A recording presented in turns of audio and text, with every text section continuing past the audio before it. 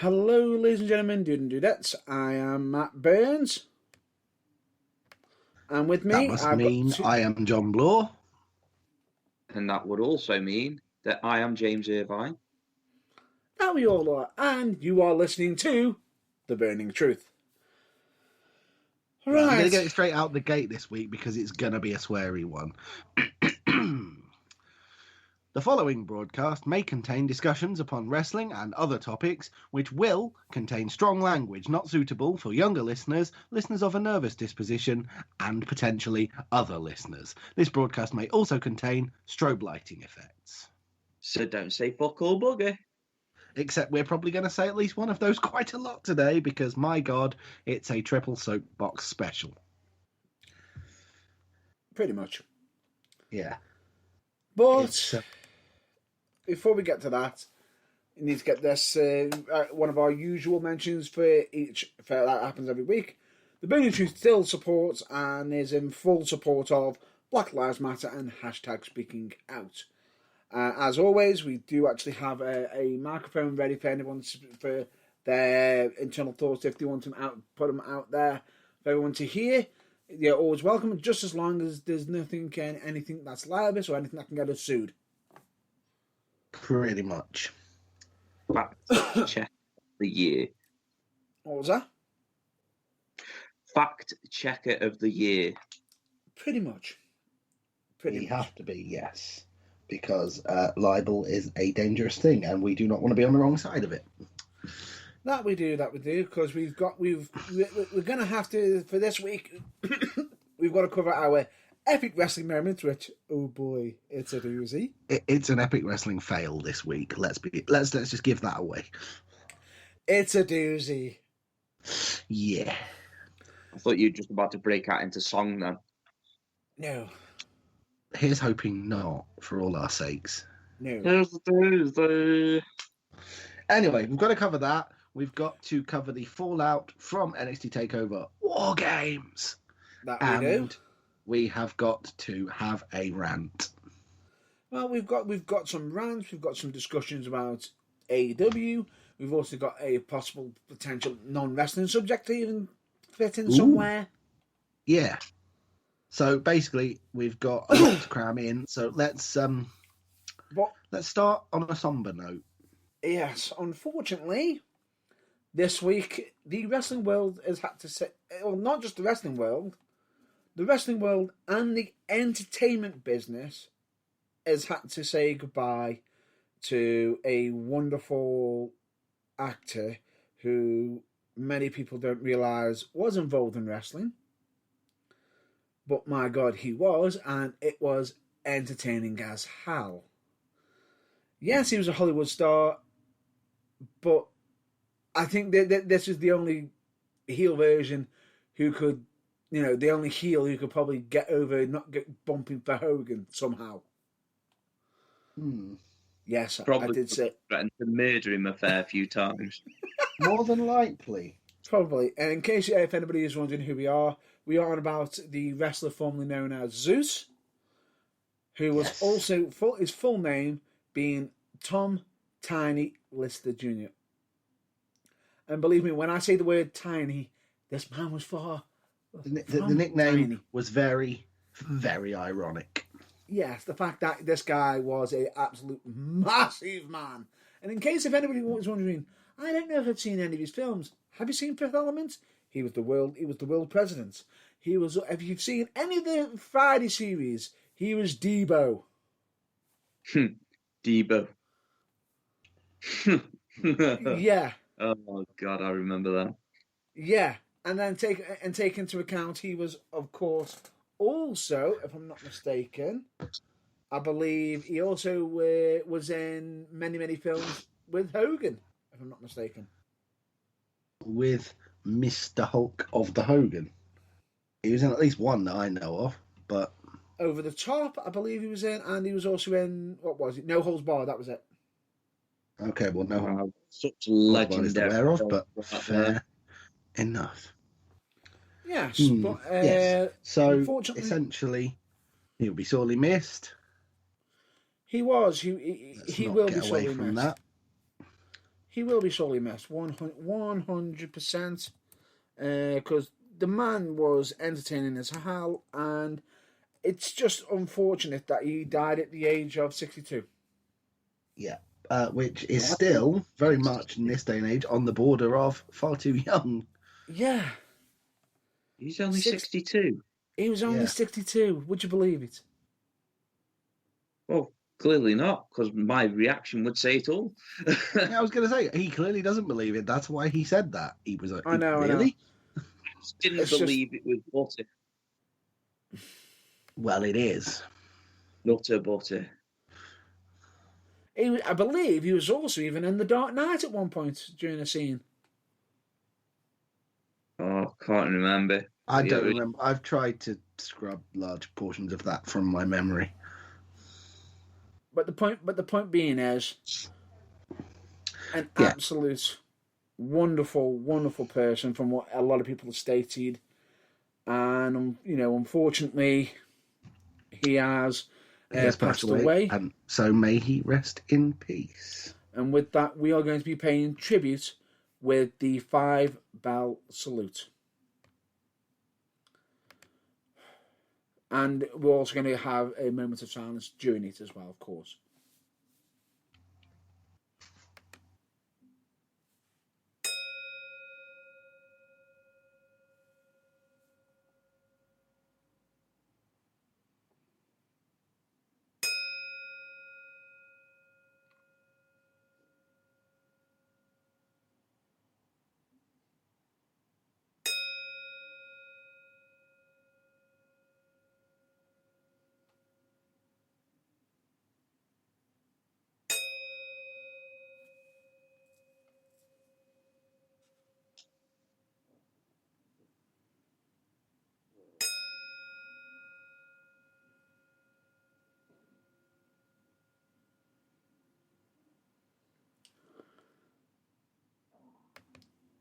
Thank you very much for that.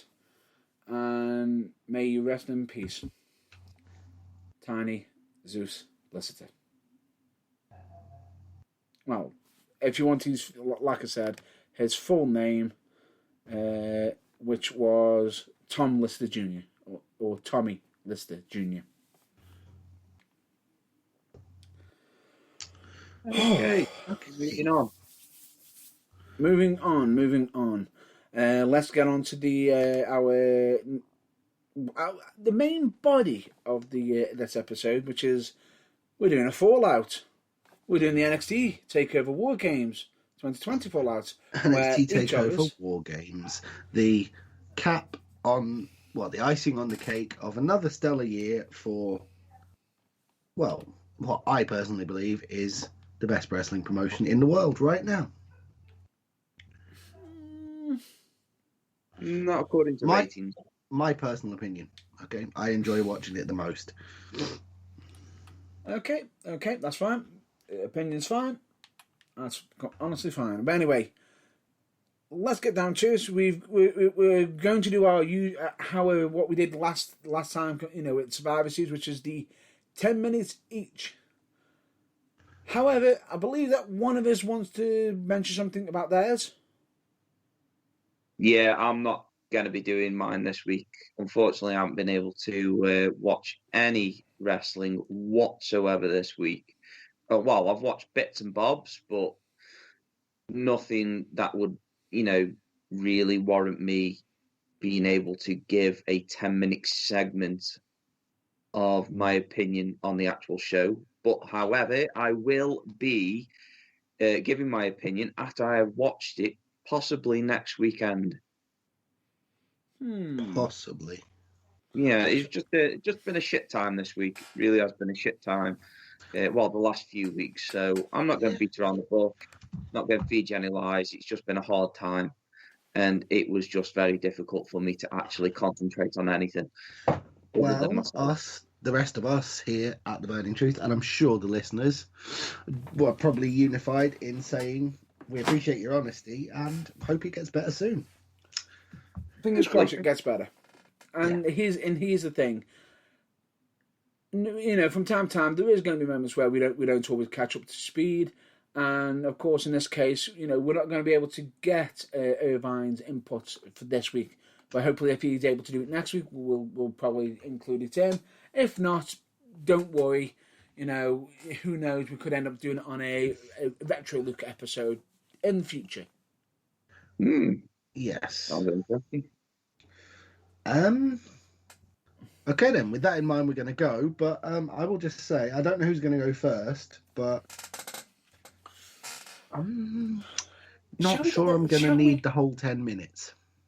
Shall we get the predictions out the way first, though? Well, besides I lost hysterically, what else happened? So another draw. Yeah. Another draw. Another draw. Yeah. You two tied and I got everything wrong. Is that what happened? No, you were one off. You lost damn by you, Leon You Ruff. literally won by one. And oddly enough, it wasn't the Leon Ruff match that cost it you.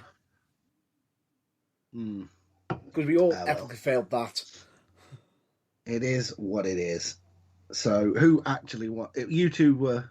Us two won, but Yeah, only fair because I was nearly to on one of my decisions, and and we spectacularly got Leon Ruff wrong, and I believe you were messed up on the Undisputed Era match. Yes. I don't know why. I think I went with heart over head for that one, but it is what it is. Mm-hmm. But anyway, let's get down to business and let's get the clock started. Who would like to go first?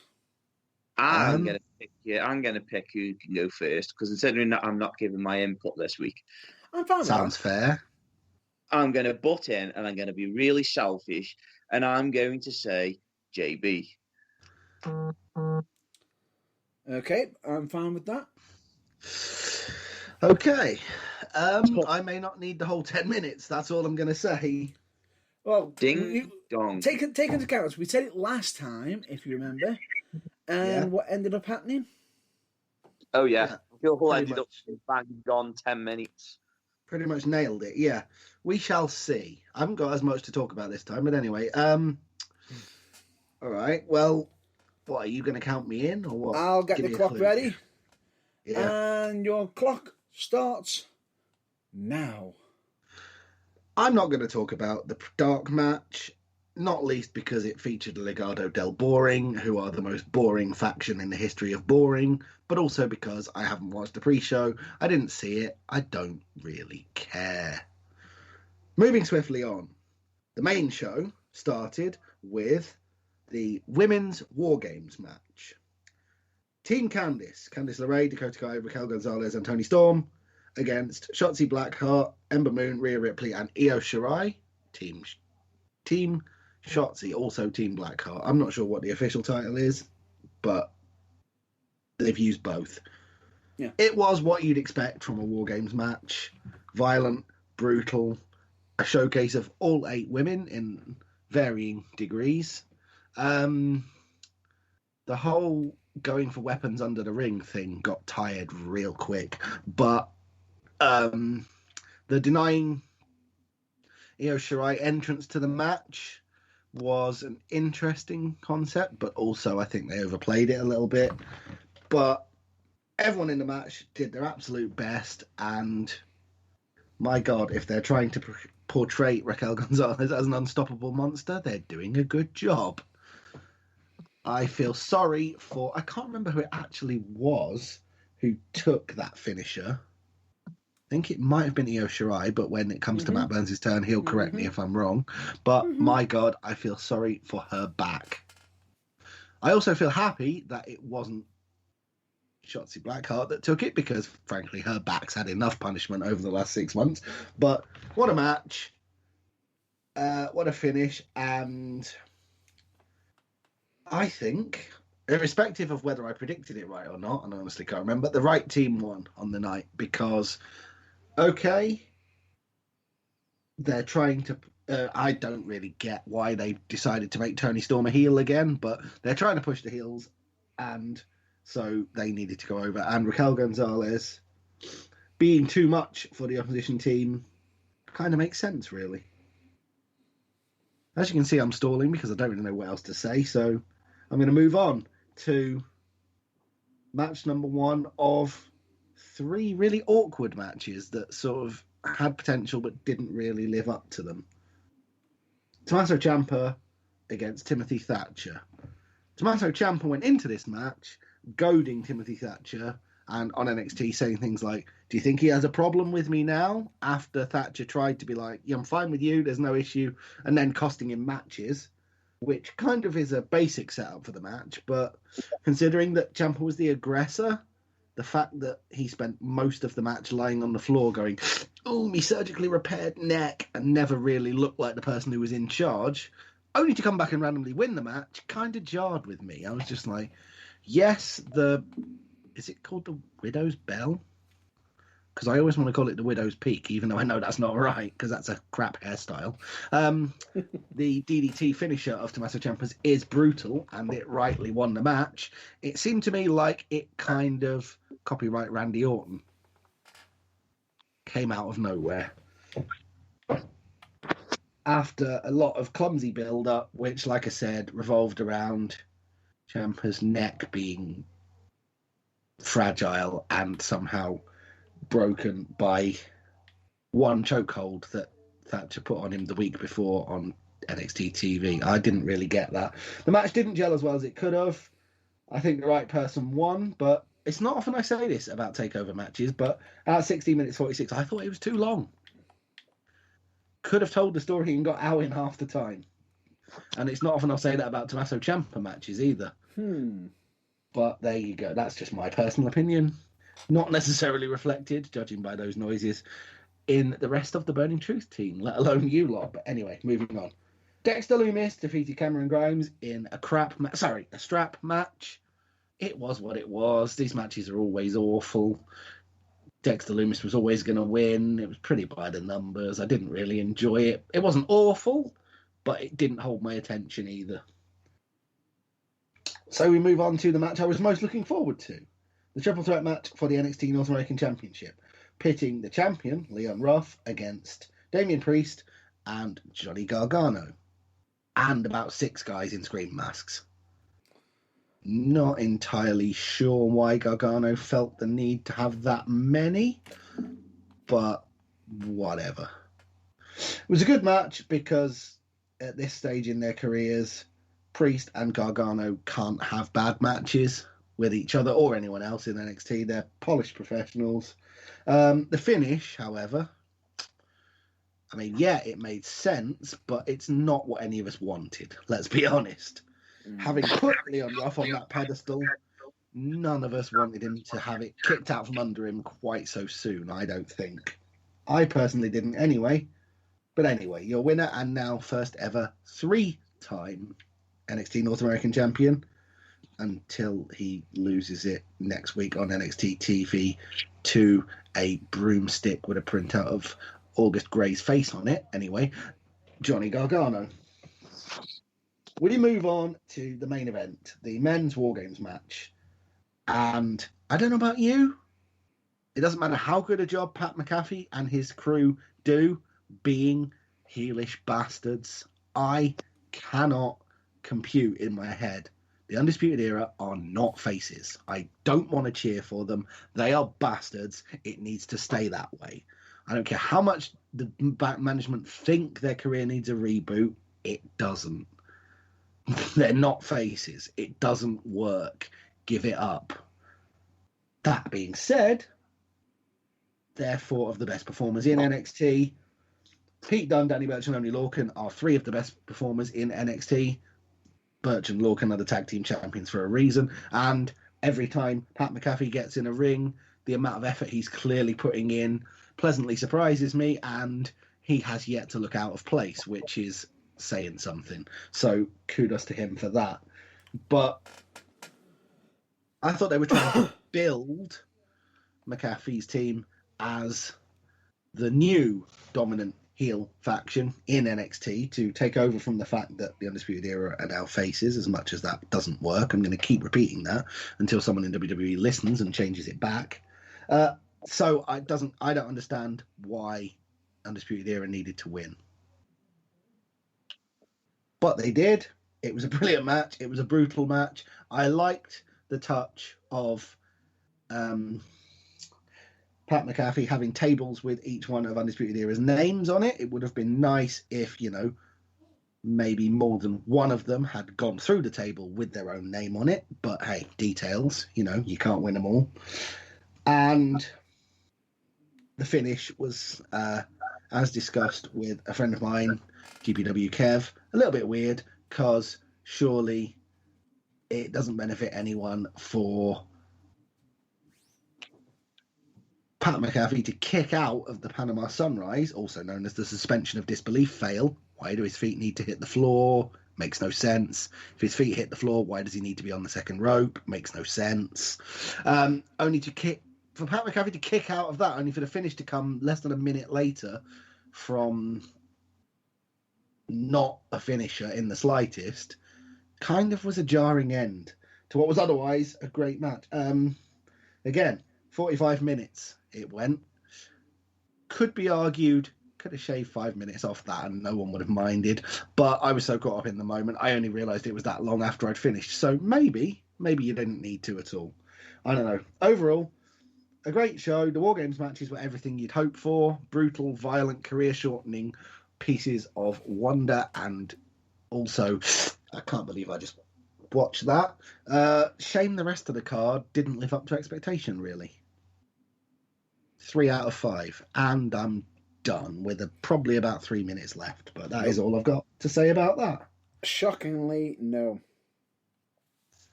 No? You had less. Oh, okay. 56 seconds left.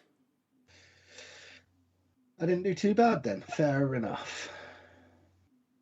So there isn't going to be a bell this time because you called it quits. Yep, that's me. I'm done. I have nothing else to say on that subject. Boy. I've got a lot to cover. You certainly have. So, especially since pieces that you missed off. Yeah, I kept thinking I'd missed things, but that's why there's 2 of us doing this, or 3 if everyone's watched it, because you've obviously noticed things that I didn't, and vice versa. Mm-hmm. So between us, we've got all the bases covered. So with that in mind, when you've reset the clock, Matt Burns, clock has been reset, and here we go. Right, my first thoughts are on the dark matches. I don't care for it because, like my colleague stated, I believe it's Legado del Fantasma. It's Legado del Boring. That entire package needs to just go away. I feel sorry for Curtis Stallion and Ashley D. Adonis and Austin Gray. It's a bit unfair on them. Anyway, let's move on. What? August Gray. Let's move on. First match, which was Team Candice versus Team Shotzi. Absolute epic match. You did cover a lot of things. I did find it absolutely hilarious on how Io Shirai got herself involved in the match by literally getting up on top, putting herself into a bin and diving off, which could be also an internet picture of the year by saying that will be 2020 this year. What? Almost. Someone diving off a high spot in a dustbin. No, basically saying that 2020 is basically just been dustbin of the year.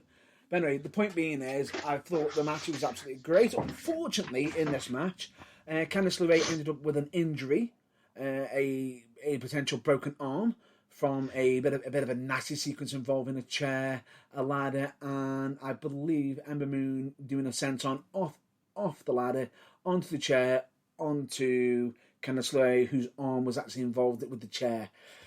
Ooh.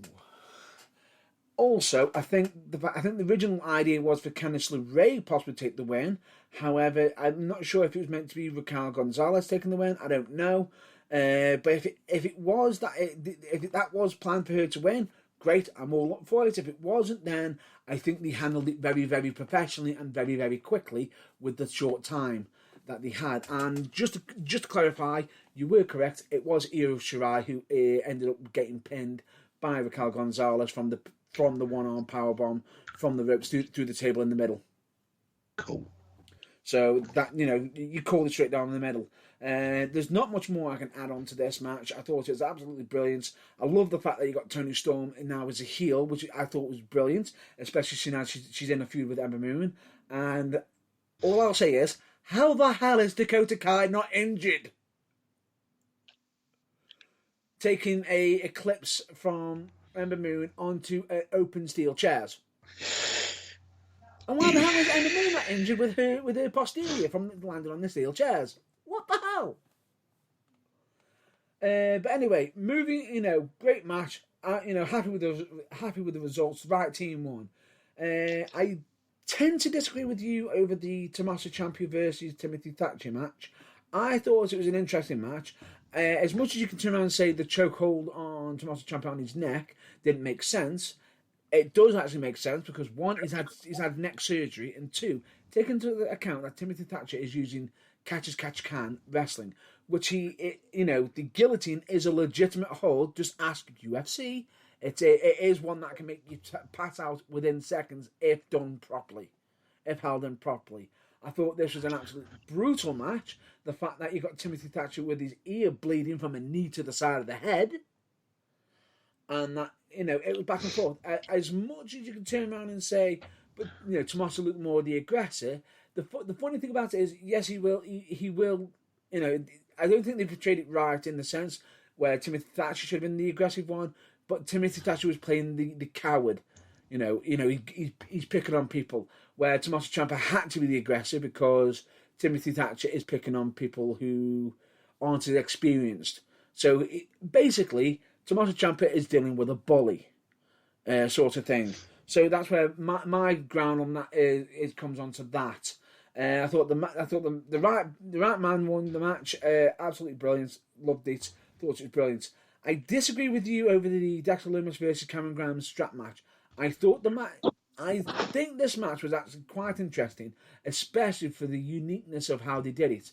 Okay, I know I picked Cameron Grimes to win, but I was actually happy to be wrong in that case and have Dexter Lumis win because it was done in such a unique fashion. The fact that he tied him up with the strap, yanked on it and pulled his leg out completely out with the strap and had him face first into a chair. I don't think we've ever actually seen a finish to a strap match quite like that, straight into the silence. Have we? I don't think we have.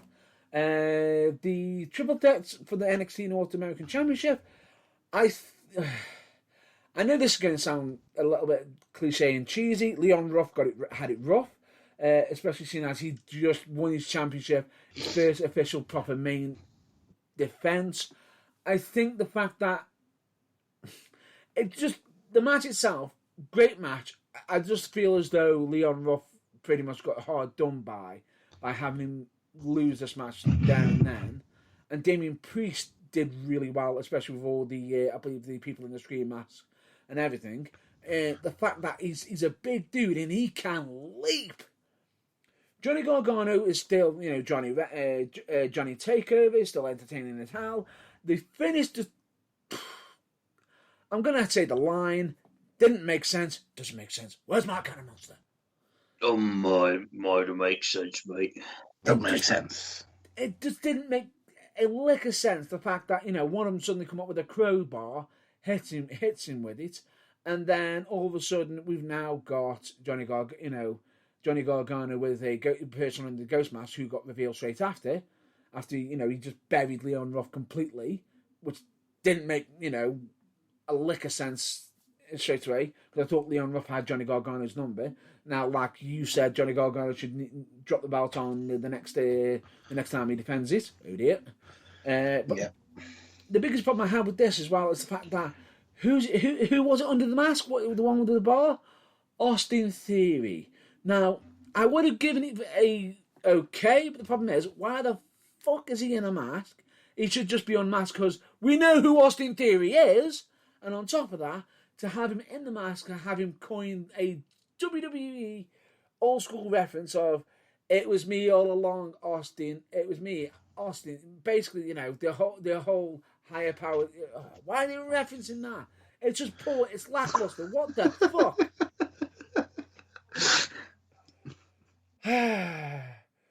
I just didn't like it. They can fuck off with that. Don't mention that again ever. Ugh. But anyway, I did like the fact that we got a bit of a sneak peek of TikTok. Welcome, JB. We know how much you love that. But anyway, moving on to the main event, Undisputed Era. I have to give massive credit to Team McAfee. I expected Undisputed Era because the better team won, the right team won. And in this case, I do disagree with JB in the fact that the Undisputed Era can't be faces. Yes, they can, because they've got the right person doing it, pissing them off, which is Pat McAfee, who I personally think Pat McAfee is one of the best celebrity wrestlers to be involved on WWE. Him and Stephen Amell should be the fucking bar for all celebrity wrestlers. Would you agree? Tell me if you do, or if if I'm not mistaken, we could always make reference to a certain person from the past in WCW who has rectified his career already, if I'm not mistaken. But I'll be covering that next week. We'll probably mention that next week. But personally, I thought the right team won. The only problem I have with this is the fact that 2 injuries from this match occurred, which is the fact that we've got Bobby Fish, who has got I believe, a tricep injury that he's going in for repairs, and Oney Lorcan, my God, that laceration on his face from the new drop chair shot, that the camera literally looked at him and goes, oh crap, get it off. You definitely know that, that the management and the team saying, get the camera off him now. He's got a cut on his face immediately. But the whole event, what was your rating, JB, just for your input? My rating for the WarGames match is 5 out of 5. For the show as a whole, 3 out of 5. Me personally, I disagree with you. I think it was a bit more than 3 out of 5. I thought it was a 4 out of 5. I actually enjoyed the event, personally, myself. Okay. And it's one that I would say, do check it out. Especially if you do the strap match, check out the strap match. My match of the night, I'm going to be picking, personally, from this, which I will say is between the 2 WarGame matches. Absolutely stellar. Knocked it out the park. Can't recommend. Good WarGame matches for this year. Absolutely recommend. But with that, I think that's going to be... my time is up right about now. Winner. Because, like I said, I'd like to have a discussion with you about a couple of those points. I didn't pick a match of the night, but if I have to pick one, the women's WarGame match just edged the men's for me. But I loved the Austin Theory reveal. I thought it was genius. And the bad news for you, much like Carrion Toss for me, is it's not going away. It's going to get referenced forever. I thought it was brilliant because, turning it on its head like that, and frankly, it was for people with good memories who remembered about 12 weeks ago on NXT when Gargano and Theory had a brief interaction. When Gargano said something to the effect of, he's great, but he's got a lot of rough edges he needs to polish off. Mm-hmm. And then he disappeared from TV, and now he is Scream Mask Face number 7. Or 21, who cares?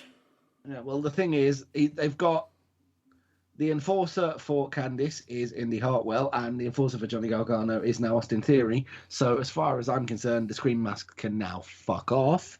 But I doubt that's going to happen somehow. Oh boy, yeah, I can't wait for you to watch this week's NXT because I know you're behind. Yes, unfortunately, since it became on TV, due to the network being a week behind, I won't get that till Wednesday. Would you like me to just mention something so we can get your first rant out the way? If it leads up to a rant, let me take a deep breath. Go for it. He's back.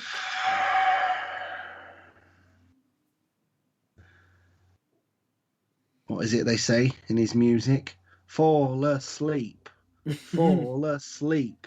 Change the channel. Change the channel. However, the time that he was on was very minimised.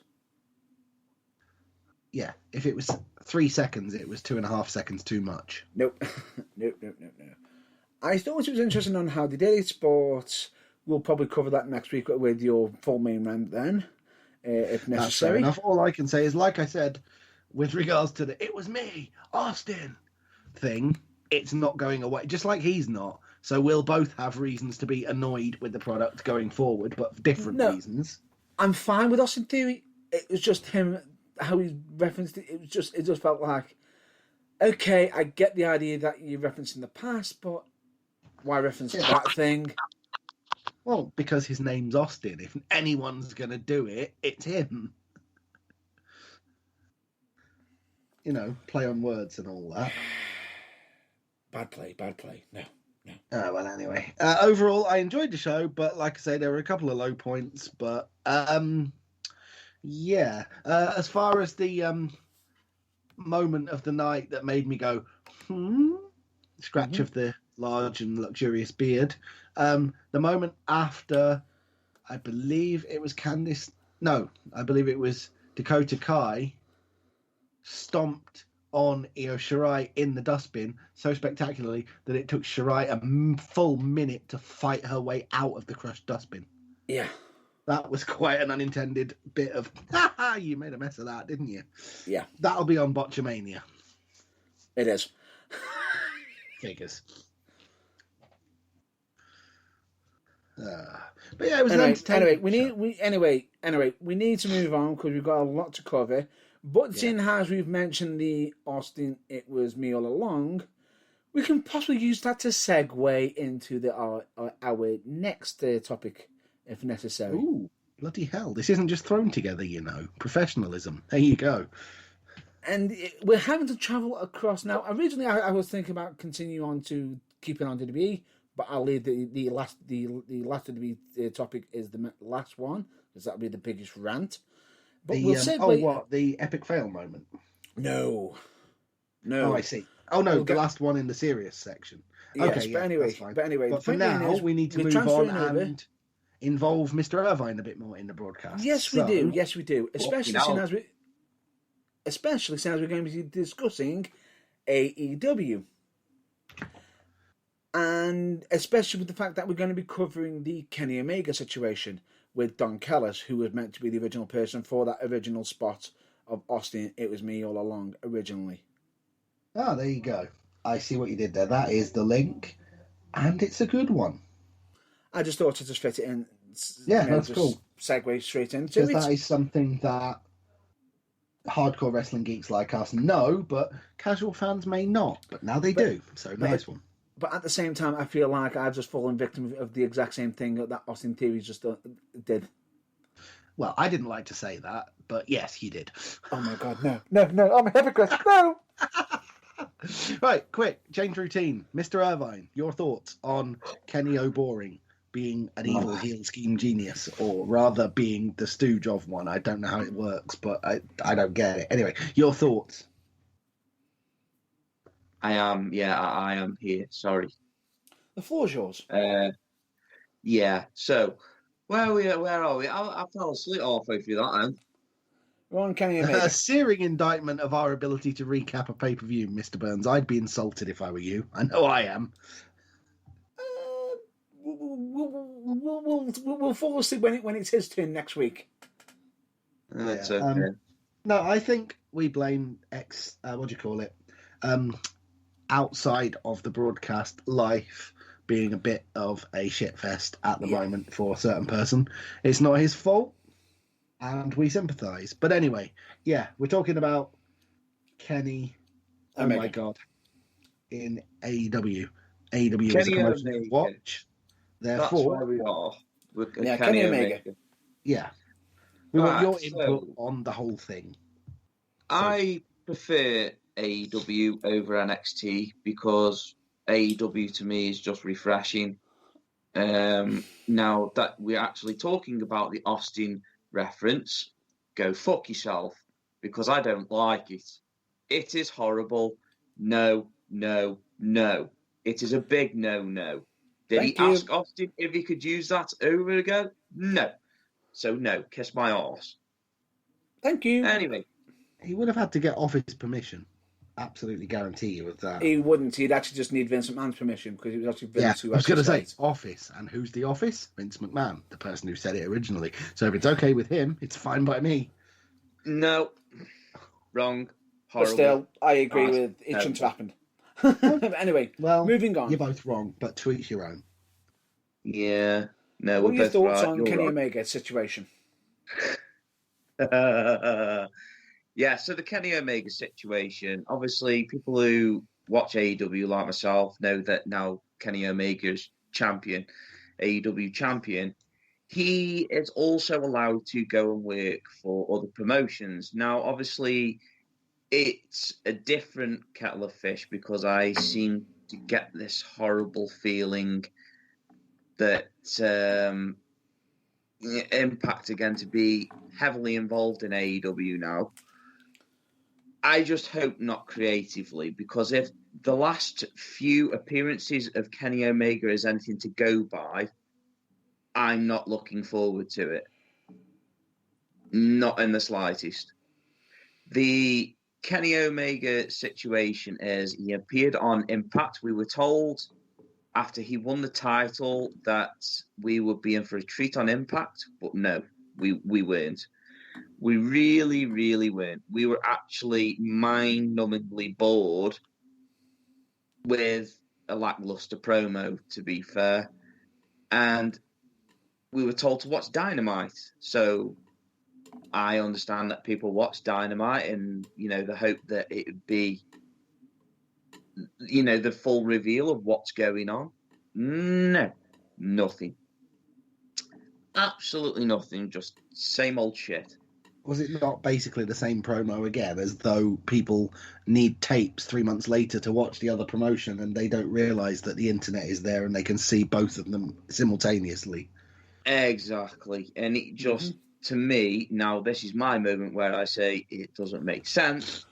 Just don't make sense. It does not make sense. Doesn't make sense. Well, I'm not saying. Fuck's sake, lads. They're fucking pulling my pubes out of here. So all I could say is there's a reference in there somewhere to Kenny Omega's hair, but let's not go there. Yeah, curly fried noodle head. So yeah, I don't know why. I don't know why we're doing this now, because to me, AEW were doing fine in the ratings. We were beating NXT practically every week in the ratings. I think there's only been like once where they haven't. But I was excited at first to think, we could get more viewers on AEW, the ratings would go up, which they did, but for a different reason, which is coming up next. And I just don't see where we're going with this now, because it's not there for me. It's not there. Just constantly going backwards and forwards. Watch Impact. Let's go watch Dynamite next. You've got to watch Dynamite next, because we want you to watch what we're not going to say. Give us some clarity. What's fucking happening? Are you going into business with Impact? Are you not? Be honest about it. Stop beating around the bush. Wrestling fans are not thick. As much as a lot of people would like to think that they are, they really, really aren't. Am I also right in thinking that in an attempt to get Kenny Omega over, they, inadvertently or otherwise, absolutely fucking buried the Impact Wrestling World Champion? Yeah, on Impact. On his own show. I'm not being funny but it kind of does that on his own, to be fair. But yeah, no, I'm not going there with Impact because I don't like it. No, I'm just asking purely from an objective standpoint. If they're going to work together, surely they need two strong champions, and therefore, well, you could argue, you clearly agree, that having him as Impact Wrestling Champion in the first place is a mistake, but does it help? JB, just hold it for a minute. My rant will be on it shortly. Oh, okay. Fair play. So, yeah, like I say, I get exactly what you're saying. And I mean, the problem is with doing stuff like that, you need some clarity first before you do something like that. And there is no clarity. It's really piss poor storytelling. It really, really is. Of the kind that, unfortunately, before they changed their name, as was then TNA, kind of got known for and stuck in a rut because of. Yeah, exactly. I'm And guessing what you're saying is you don't want AEW to get dragged down to that level, because before the link up, they were doing quite well on their own. yeah, exactly. I mean, I'm not, as much as you love NXT, I love AEW and we both love each other, respective ones for different reasons. Now, the women's division is one of them that I don't love AEW for, but I admire NXT for because they're doing it right and they've got the depth to do it. But Impact have got a really good women's division. Mm-hmm. Yeah. And AEW haven't. So I'm just hoping that when we get some clarity, we can actually start seeing these groups gel, because the men's division in Impact Wrestling is fucking terrible. And the last thing, frankly, in the entire 18 years of the company, it's never looked weaker. Yeah, exactly. And, now obviously, like you say, you've got Kenny Omega burying the Impact champion. It just... Oh, God's sake. Why? I sense a Matt Burns disagreement coming over the horizon into this conversation. No, not a disagreement. It's not a disagreement. I'm just waiting for my moment to basically throw in my rant. Well, I'm done. So as soon as Mr. Irvine is finished, the floor is yours. So obviously, I want to. Am I okay talking about the next part that I want to talk about on AEW regarding a certain? Can I just butt in first over the Kenny Omega situation first before we jump over to that situation? Because I've got a lot of fucking shit. So delightfully and politely, yes, I shall give the floor to Matt Burns. Thank you. But anyway, my thoughts on this is the fact that it wasn't actually Kenny Omega who was burying their own champion. It was Impact themselves burying their own fucking champion, which is absolutely ridiculous. Yeah, we've got a security guard who is wearing a Impact fucking wrestling shirt, and you got, Rich Swann walking to the car park. Oh, sorry, we can't let anybody in. We can only let the real world champion. And he just goes, "Do you not know who I am? I'm the Impact World Champion. What, I am the world champion. What, you're Kenny Omega? Fucking what? Are you shitting me? You're wearing an Impact Wrestling. You're wearing an Impact shirt, and you don't recognise your own world fucking champion. You fucking useless tool." That was terrible. But I agree with what Irvine said. He brings it on himself. Right? Yeah. They could have, in one sentence, in two moves, got rid of that entire segment and actually made it viable by having him not wear an Impact Wrestling shirt and having being hired by Don Callis. Done. Yeah, I can see how that would have made life a lot. It would have made it a lot better. If he's one of if he's maybe got an AEW t-shirt on, or if he's just got a head, reference that he's being hired by Callis and therefore he's in the AEW bubble and he doesn't know who Rich Swann is, the lucky fucker, then that would have made a whole lot more sense. But yeah, as it is, they just needlessly buried someone who doesn't need it because he can do it by himself. Pretty much. But anyway, the point being is, what makes it even worse is the fact that we're meant to be all hyped up over this Kenny Omega, Don Callis, appearing, cut promo, same promo on the next night, and somehow he's on Final Resolution, which happened last night, and all he did was talk on a fucking buzz. So, how long has the main title in Impact Wrestling been the Cruiserweight title? Don't think I'm starting tonight. Anyway, the point being is, my massive has it got a purple strap now? No, it's not to make him feel like home. No, we're not going down that route again. The last time they had a purple strap was the Jeff Hardy belt. We will not talk about that belt. No, but I meant like the WWE Cruiserweight title. No. I was just being sarcastic because, WWE Cruiserweight is other promotion world heavyweight championship material is just a running joke that Impact never seems to learn from. I agree with Irvine over the whole situation of them actually gelling each other's roster against each other and possibly doing a bit of a feud between talent and trading. That would be absolutely epic on both sides. because you'll have some top stars helping, Impact main male roster side, and the women of Impact Wrestling helping out the women's division in AEW, which has been a bit lackluster. Now, my biggest thing I will say is, out of this entire scenario, out of anybody from AEW who had the better promo on Impact, you know there's something wrong when Don Callis and Kenny Omega's promos on its own was good, but repeated on AEW, boring. When Tony Khan and Tony Schiavone are cutting an even more funnier promo in a skit.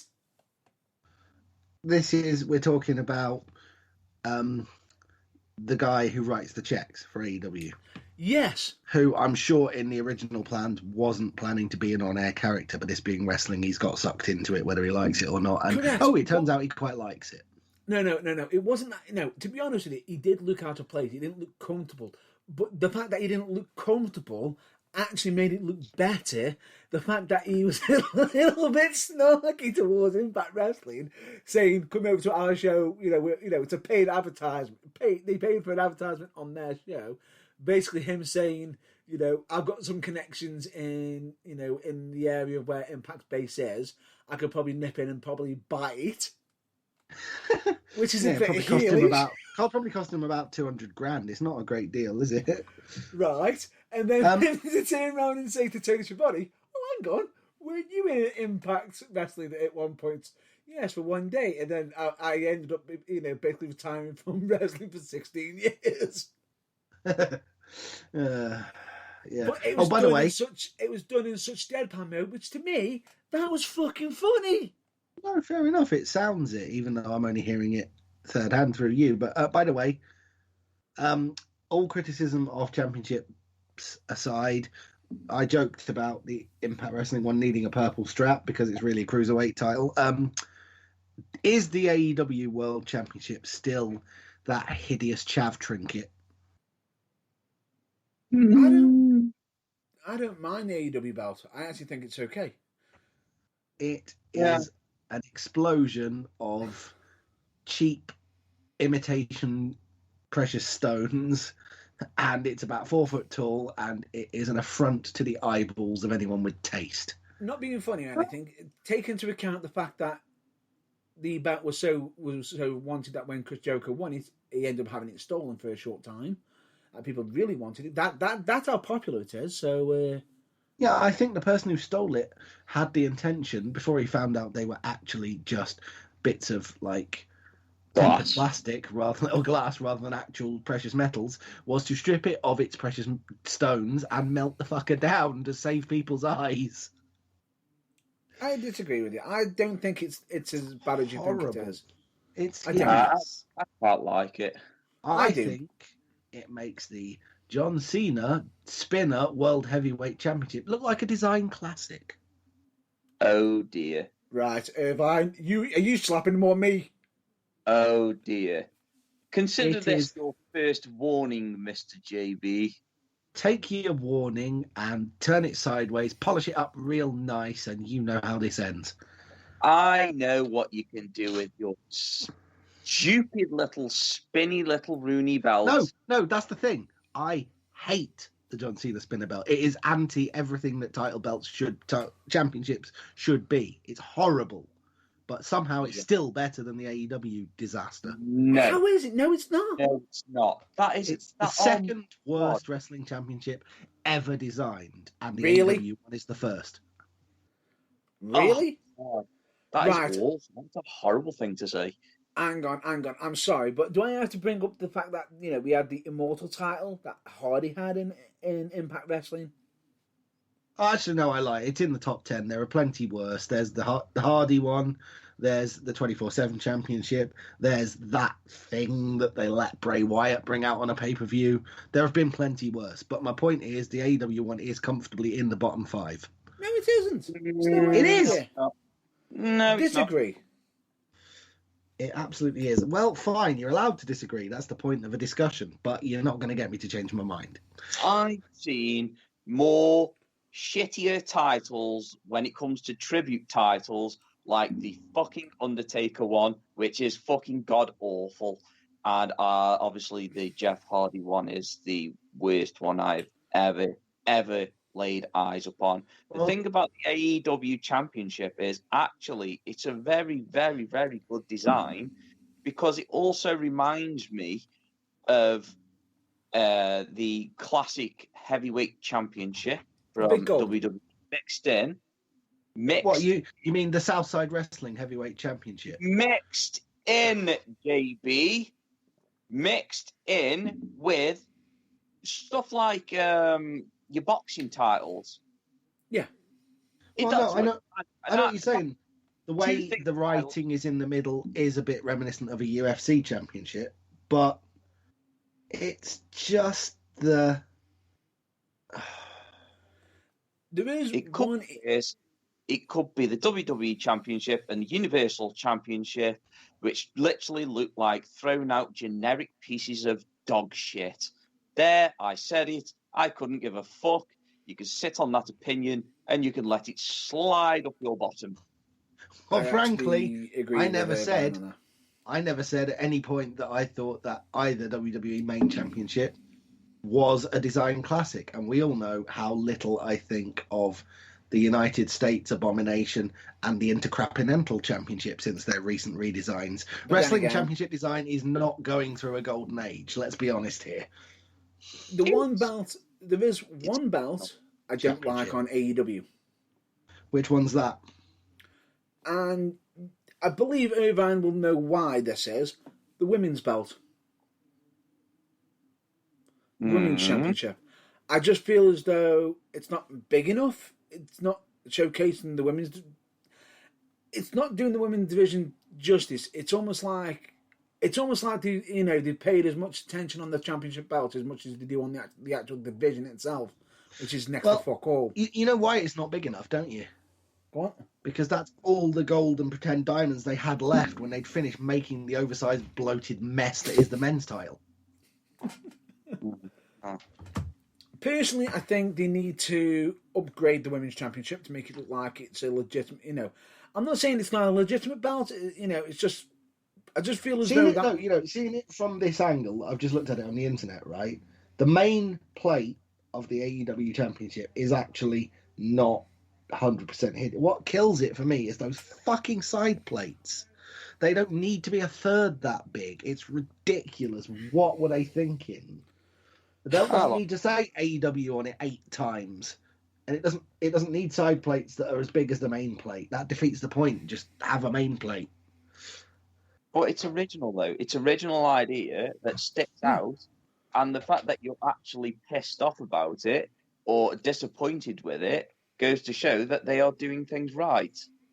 Well, fair enough. Because at least it's making you feel something. Well, exactly. There is that. But let's just be honest here. It's never going to ever be the best designed wrestling championship of the last 20 years. Which is the NXT UK Championship. Have I just realised the fact that AEW's Championship belt is just John Cena JB? The fact that it's just what? That doesn't even make... Say that again. That doesn't even make sense. The fact that the AEW Championship is just, John Cena, it just doesn't care. It doesn't care what reaction it gets, as long as it gets one. Well, if they try and make a version with a spinner on it, then expect John Cena to come out of retirement. That's all I'm saying. But as we well know, the best designed championship in the history of the modern era of WWE is the NXT United Kingdom Championship, and there will be no arguments on this subject. Right? You still there? I believe you're having a few technical difficulties. Yes, I think Irvine had a searing response to that, but unfortunately we didn't hear it. Are you still with us, Irvine? I am here. All right, okay. What's your response? Because we didn't hear it, unfortunately. I was just saying, I do like the NXT UK Championship. It way outclasses the American NXT Championship by 1,000,000 miles. Well, Yeah, because that's just a big gold X with some ancillary details. It's a piece of shit, and basically, I'm going to say that out loud. I don't like it. It looks like a piece of crap. It's something that a child could draw. It looks like a reject design for the last redesign of the TNA X Division title. Exactly. I prefer the classic designs of belts. The modern ones look terrible, and that's why I like the AEW one so much. Yeah. And I mean, if anybody actually follows me on Twitter or on Facebook, then they will know that I actually own the WWE version of the World Heavyweight Championship, Also known as The big gold belt. the big gold belt. And As I said, also known as the Southside Wrestling Heavyweight Championship, because when they first formed, they couldn't actually be bothered to get their own made, so they just had their champ carry one of them with a bit of tape over the WWE logo. It doesn't matter. But I like to say, I really like the classic designs of titles, and I think the fact that AEW are doing something different with theirs in a classic design with some modern parts thrown in, then yeah, I'm game for it. I'd that's fight fair. that for. Can I just butt in here for a minute? Bit of trivia on the big gold belt. Go on. No, Do you know? No, on the big gold belt. It's good. It's good trivia. Do you know who actually designed and paid for it originally? Ric Flair.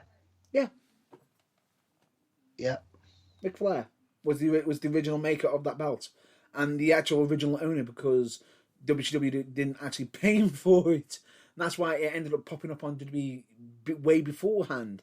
But then going back to WCW because they then eventually paid him for it. Yes. and that, ladies and gentlemen, is why Ric Flair is always broke. Yes. Can I just say honourable mention to, as far as NXT titles go, the NXT UK Championship is great, and I actually really liked the original NXT Tag Team titles as well, which is going to sound weird in hindsight because they are as divisive as the AEW Championship, but I just quite liked them because they were different. I think that's the same reason you like the AEW one, right? Yeah, I'd imagine so. Yeah. Good. We found some common ground. Let's get on with the show because It's we're getting opinions. bogged But anyway, down in let's move on. Let's move on to the next AEW topic. And once again, before we move on, though, I just want to say that this is why when we disagree with each other, we have a good debate about. So we're not slanging at each other, or we're not giving each other grief or anything like that. We are actually trying to get different points of view. We're trying to reach a common ground and understand the other person's viewpoint. Yeah, exactly. And if we were all the same, it would be boring. Life would be boring as fuck. Exactly. So, with that in mind, everyone who's listening on all the Burning Truth social media, get in touch. Tell us what your favourite / worst title is, design-wise. Who knows? Because I need some affirmation, and I'm going to throw something if you all agree with Irvine. So, you know what? I might even that might even actually be one of the questions of the weeks. Who knows? Aha! On the old Instagram / other social media. Yeah, on Instagram, Facebook, and Twitter, and all the above. But anyway, nice. Let's move on to the next point of subject, which I believe the floor returns straight back to Irvine. So we got the return of Sting to TNT Network, which is a milestone for Sting, by the way, because we all know we mainly watched him growing up via TNT, and wow, such an illustrious career. And Tony Schiavone, the way he called it. That was great. That was. It's like he cut a promo basically saying that everybody, I want him to say, "It's Sting," and he actually got him to do it, and it was it's a lot of nostalgia in one foul swoop. So it hits you in so many ways, and this is the thing. I mean, I've seen it from big fans of WWE at the moment that they are calling out AEW fans for legends, etc., etc. And, we get fed up of them bringing back The Undertaker, and we also get fed up of them bringing back Brock Lesnar and Goldberg and stuff like that, especially fucking Goldberg at the minute. Ding, ding, ding, ding. For God's sake, but let's make one thing clear. Out of the two superstars in Sting and Goldberg, Sting can actually fucking wrestle. But doesn't He need is to. not a one-trick pony. He doesn't need to fucking have a rage fit in the middle of the ring and literally fucking bury the career of an up-and-coming gimmick or superstar. He is actually willing to put somebody over himself, because that's what a decent superstar is. So Sting is just, for me, he's just one of the greatest. On my top 5 list, he is easily number 2. Easily. But anyway, he cut a promo and Cody Rhodes is in the ring. And, they're talking. And Cody is saying, look, I've waited a long, long time. Basically, he was marking out like we were. Yeah, he was like literally geeking out because it's Sting, for fuck's sake. It's Sting! It's Sting! And it's just, wow. But, don't get me wrong. Since Cody Rhodes was in Ring of Honor, I've always wanted him to have great matches with the older generation of wrestlers like Sting. And, I wish Austin was still wrestling. And, yeah, Bret Hart. I wish he could have had them experiences, but never had the chance. I mean, obviously, if he was to offer Ric Flair some money at the moment, Ric Flair would come running. But he can't, unfortunately, because it probably means his daughter wouldn't do so well at WWE. But that's just a he theory. Has to maintain his position, keeping his finances alive via Vince McMahon's checkbook in order to keep his daughter in the picture that she would like to be, which is dominating everyone's TV and boring us to death. Yeah, exactly. But anyway, back to Sting in the ring. Back to Sting in the ring, and I don't mean the one that JB's got about the AEW Championship. There we go. That almost sounds like a pay-per-view in its own right. Sting in the ring. What the hell? That just sounds wrong. No, don't tell me. Sting in the ring. What's that? The live from the arena toilets the night after they've had a Vindaloo eating competition. Didn't they do a backstage skit about that with the Big Show on SmackDown once? It didn't go down well. Quite literally. Quite literally. But yeah, so anyway, we've got Cody Rhodes geeking out, and he is literally, you can see that he's trying his best to goad Sting. Or keep his composure. Yeah, and Sting cuts a really great promo, and he points out Darby Allin sitting in the crowd. And now it's either going to be he's managing Darby Allin, or he's going to be, he's going to maybe have a match with him. I don't know. Pass the torch? Yeah, like a pass the torch, because, he can see a lot of himself in Darby Allin, apart from the fact that, Sting wasn't fucking psychotic when he was younger. But, Remind me, sorry, he was Darby later. Allin, which one's he? Wait, I'm sorry, but Sting did end up becoming psychotic in Impact Wrestling, if anyone remembers his Joker gimmick. Shut that up. was done. Shut up. Remind me, for non-regular AEW watchers, Darby Allin, which one's he? He's the one that does the beating people up in ridiculous slow motion.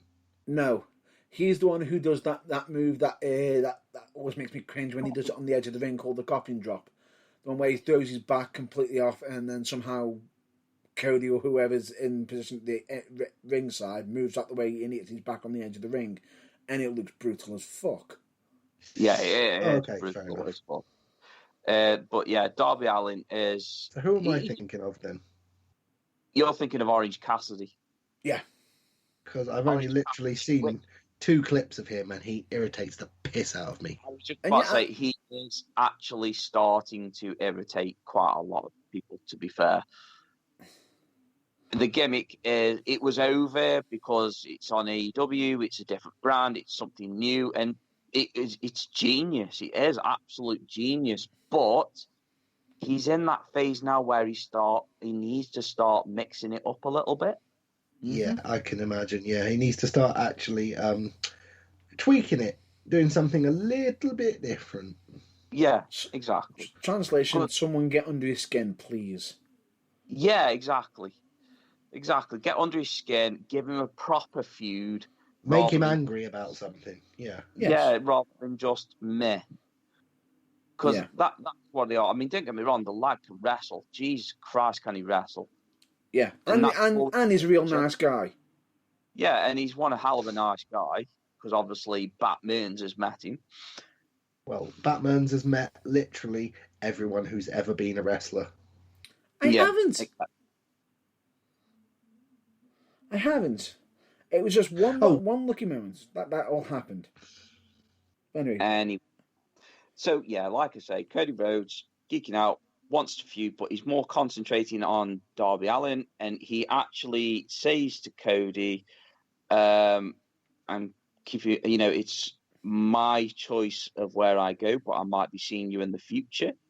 And then at the end of his promo, he literally gives him a one-armed hug and pulls him in to the close situation and says, "See you around, kiddo." And you can tell that Cody is absolutely gutted. Like gutted. Yeah. That he's not going to be the one. So I think this is a tease of turning Cody heel. Yes. Again. No, but I'm fine with this on AEW. Yeah, I'm fine with Cody being a heel because I was a big fan of him when he started in WWE. Yes. I'm really all for this. And his broken face gimmick was, it was brilliant. What was it? What was the Unravishing? You know about the gimmick? Yeah, Unravishing, wow. Am I the only one? And I know that both of you are going to immediately say yes before I've even finished this sentence. But am I the only one in the world, apart from Vince McMahon, that genuinely thought, actually give him room to develop, and the fucking Stardust persona could have done so much better than it did? No. Rather than just do what Vince McMahon did, which is like, be the exact same space in the exact same thing and say the exact same lines in the exact same way every fucking week. If they'd given him room to develop it, I think it could have gone so far. I'm going to surprise you. What? I know Irvine's going to disagree with you and say no, we couldn't get it over. I think if Cody Rhodes actually had some control, it wouldn't have happened in the first place if he had control over that. Yeah. But if they literally let him have some space to do whatever he needed to get it over, I think he would have done a Dustin Rhodes and probably got it over. Yes. Cody has a knack of getting any situation over. Be it when he had the ROH ring, when he invented that. Genius. No, that's what I'm saying. It's exactly the same situation that led Wade Barrett to leave WWE as a wrestler. It's because he was basically told, do this, say exactly this, do not deviate, shut up, do as you're told. And he got sick of it. And that's why that didn't get over. And that's exactly why Wade Barrett was like, oh, I can't be fucked with this anymore, and just went home. Went home and then decided to come back on commentary. Yeah. For which we must be eternally grateful, because he's a fucking great commentator. Yes.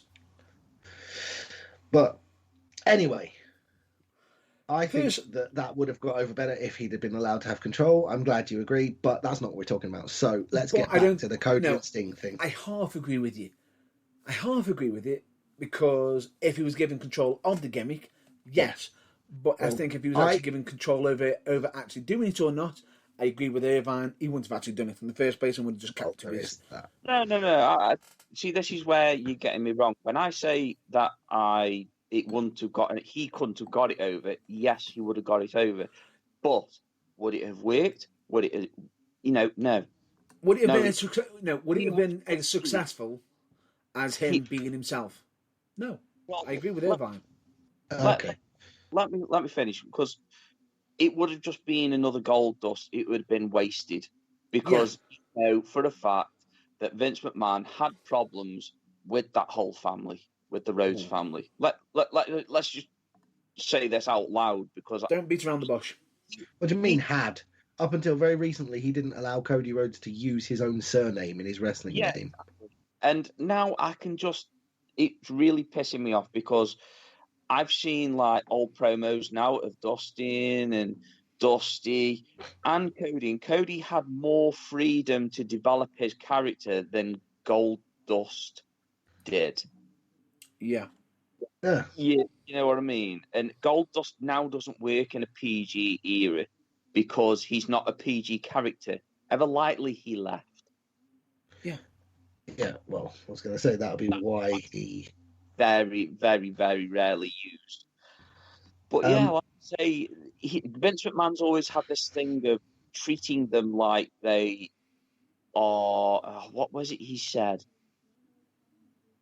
Something along the line. Shit promos or something. I don't know. Can't remember.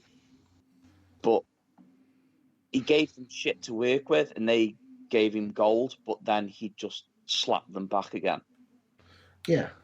The fact that you got the American Dream Dusty Rhodes, who got himself massively over in the NWA, WCW as the American Dream, and he comes into WWE as, I believe, what was it, a plumber? The common man. With a common man polka dot tights. With polka dot tights, a ring-a-ding-ding, and a female manager who didn't actually look like an actual manager. Yeah. And he got it over, and he was still one of the most over guys in the company. And he was loved. Everybody loved him. That's what I mean. Yeah. And then Dustin Rhodes comes in, and he had to follow in his father's footsteps. And to break out, he ended up doing the Gold Dust gimmick, which got over massively. But then, like you said, bored of it. PG came in, and Gold Dust's gimmick just became irrelevant. Yeah. But you can tell how much that he got bored of it by the end, because I think one of the last appearances he made on WWE television, and we're talking Goldust here, who's about 285, was on 205 Live. Yeah. You could tell that Vince was like, I'm just going to keep feeding you shit until it comes out your ears and you quit.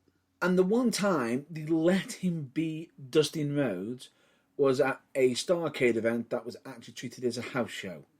Yeah. Really? Yeah. Let him be Dustin. If you want him to drop, if you want to be PG, let him be Dustin himself. Yeah. But they didn't. And then the whole Cody Rhodes thing with him being Stardust. The problem that I felt sorry for Cody is the fact that whether he was Cody Rhodes in WWE or Stardust in WWE, either way, he got two massive shadows that he was having to stand behind, and he wasn't given the creative freedom to actually show himself. Step out from them, yeah. Well, that I agree with you on that with the Stardust gimmick, but not with the his actual. No. I'm saying I'm saying as Cody, he was going to have an uphill. That was before he actually. Before he was actually able to be himself with the whole dashing thing, which was actually fucking working. Yeah, exactly. The thing is, he got the exact same shitty stick that he got beaten with that Ted DiBiase Jr. got. It's like, shut up and be your dad. Okay, I'm bored now. Shut up and be your dad. Okay, I'm bored now. On a vicious repeat, just constantly. And my big issue I had is the fact that the reason why we have the new Intercontinental Championship is because Cody Rhodes was the one who brought it back, the original one. Brought back I know. And the other one is synonymous with Chris Jericho. Yeah. So that's why they got... The trouble is, though, my issue with it is it's because the new design is dog shit. Yeah, true. But not that they changed it, just that what they changed it to.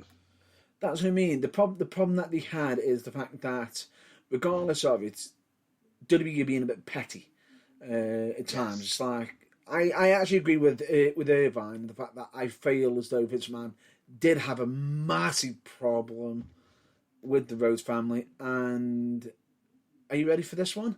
I'm actually going to possibly segue this into our main final topic now. We really need to get a move on because we've been going. This tangent has carried us way long time wise. Yes, it so has. Go on, So, do the segue as quick as you can. The segue being the fact that Dusty Rhodes, Dusty, actually applauded somebody who is included into because Vince McMahon has had a rant this week, and one of them was synonymous in getting plenty of help from Dusty Rhodes. I believe he once said, as an aside, that he had an aura you could bask in. Yeah, and in case you haven't got the hint, where his catchphrase came from, which it was. There's no ifs about it. It's actually covered on the documentary that was recently released on the WWE Network about a week ago. Yeah, I was dropping a subtle hint about that, but okay, you've just... I'm not. Booted it over the line. Fair play. I'm not, because I'm a little bit pissed off with it, because... You and us both. I'm not speaking for you, Irvine, but I'm sure you're as pissed off as we are. What are your thoughts on it, Irvine? Of the situation I'm about to mention? Yeah, I'm just... Oh... Yeah, it's got all of us spitting feathers. Let me just get the cat out the bag. Let me get the cat out the bag. Well, hang on. Moisten my lips with a brew. That's how many feathers I'm spitting about this right now. Yeah. Yeah. My issue let is... the cat out the bag. Vince McMahon is throwing an absolute fifth, saying that some of the big men on television don't know how to wrestle, supposedly. And you think, oh, which big men are these? Right? We have got David Kato. Okay, that's fine. I've got no issues with that. We've got the bodyguard of AJ Styles. Almost. He's not the finished article. That's fine. No, because he's just been an enforcer and hasn't done anything really at the moment. So additional training would actually help him out and David Kato. But then the next two, one of them, I think, huh? Okay, and yet he's been a favourite. And then the last one I'm about to mention is, what the fuck, Vince? Literally has me thinking that what couple of marbles Vince McMahon had rattling around inside his skull have finally fallen out of his ears, and he's lost the fucking plot completely. And the last two I'm about to mention, one of them is Otis. Now, the problem with this is the reason why Otis is being possibly named is because a few people are saying he might be working too stiff, although I believe that some of us actually disagree with that. Yeah, that would be me. And myself included. I would also disagree with that, yeah. Because he isn't working stiff, he's working snug, which there's a difference between the two of them. There is. He's actually making it look as real as possible, which is fine, because if he missed by a mile on the other person's soul, I think Vince would be spitting feathers if it looked fake. Yeah, exactly. What I will say on that subject is that working snug and working stiff.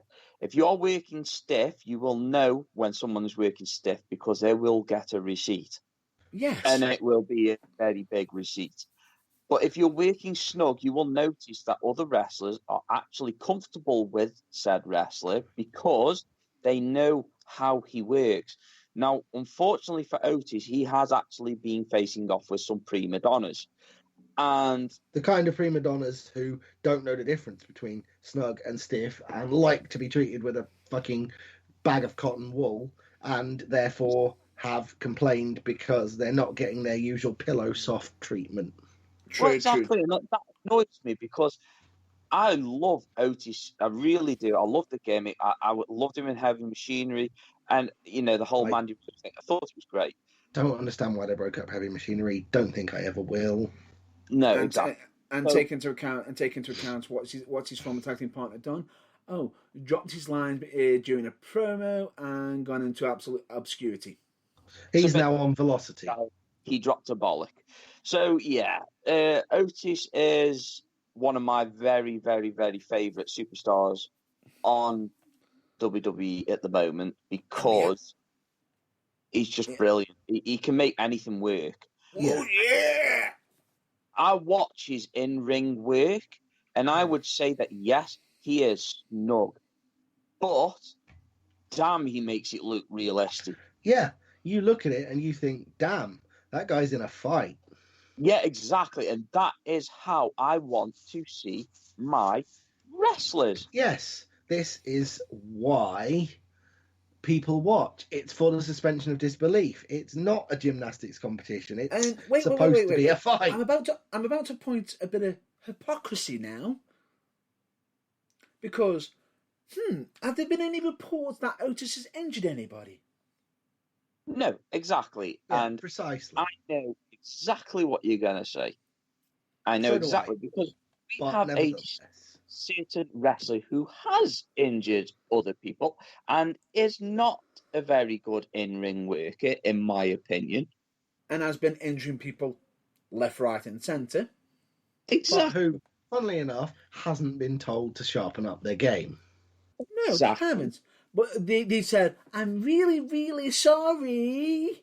And still got away with it. Shall we inform everyone who that person is? Irvine? It would be Nia Jax. Yes. And in case if anybody turns around and says, really, who's she injured? Really? Look it up. Look it up. There's quite a long list. The fact that, seen as, Otis's, now former girlfriend, where is she? On the injured list. Oh, that's right. Who injured her? Nia Jax. Jax. Yes. And what? And how was Nia Jax punished? Oh, that's right. She was given the women's tag team titles. Yeah. The way to sum this up in a nutshell is watch an Otis match, and your reaction will be, "Ooh, that was crisp." Watch a Nia Jax match, and your reaction will be, "Oh, fucking hell! I bet she's counting her teeth." That's the difference between snug and stiff, and that's why Nia Jax is dangerous, and that's why I don't understand why prima donnas are complaining about Otis. Yeah, and what made me laugh is when Nia Jax got drop kicked on 1 week on Raw, she even found out the ring wrong. She didn't even got the ring right herself. No. That wasn't a drop kick, mate. That was. Was it a drop kick? What was it? It was supposed to have been a bypass, and it turned out to be a bypass / fucking.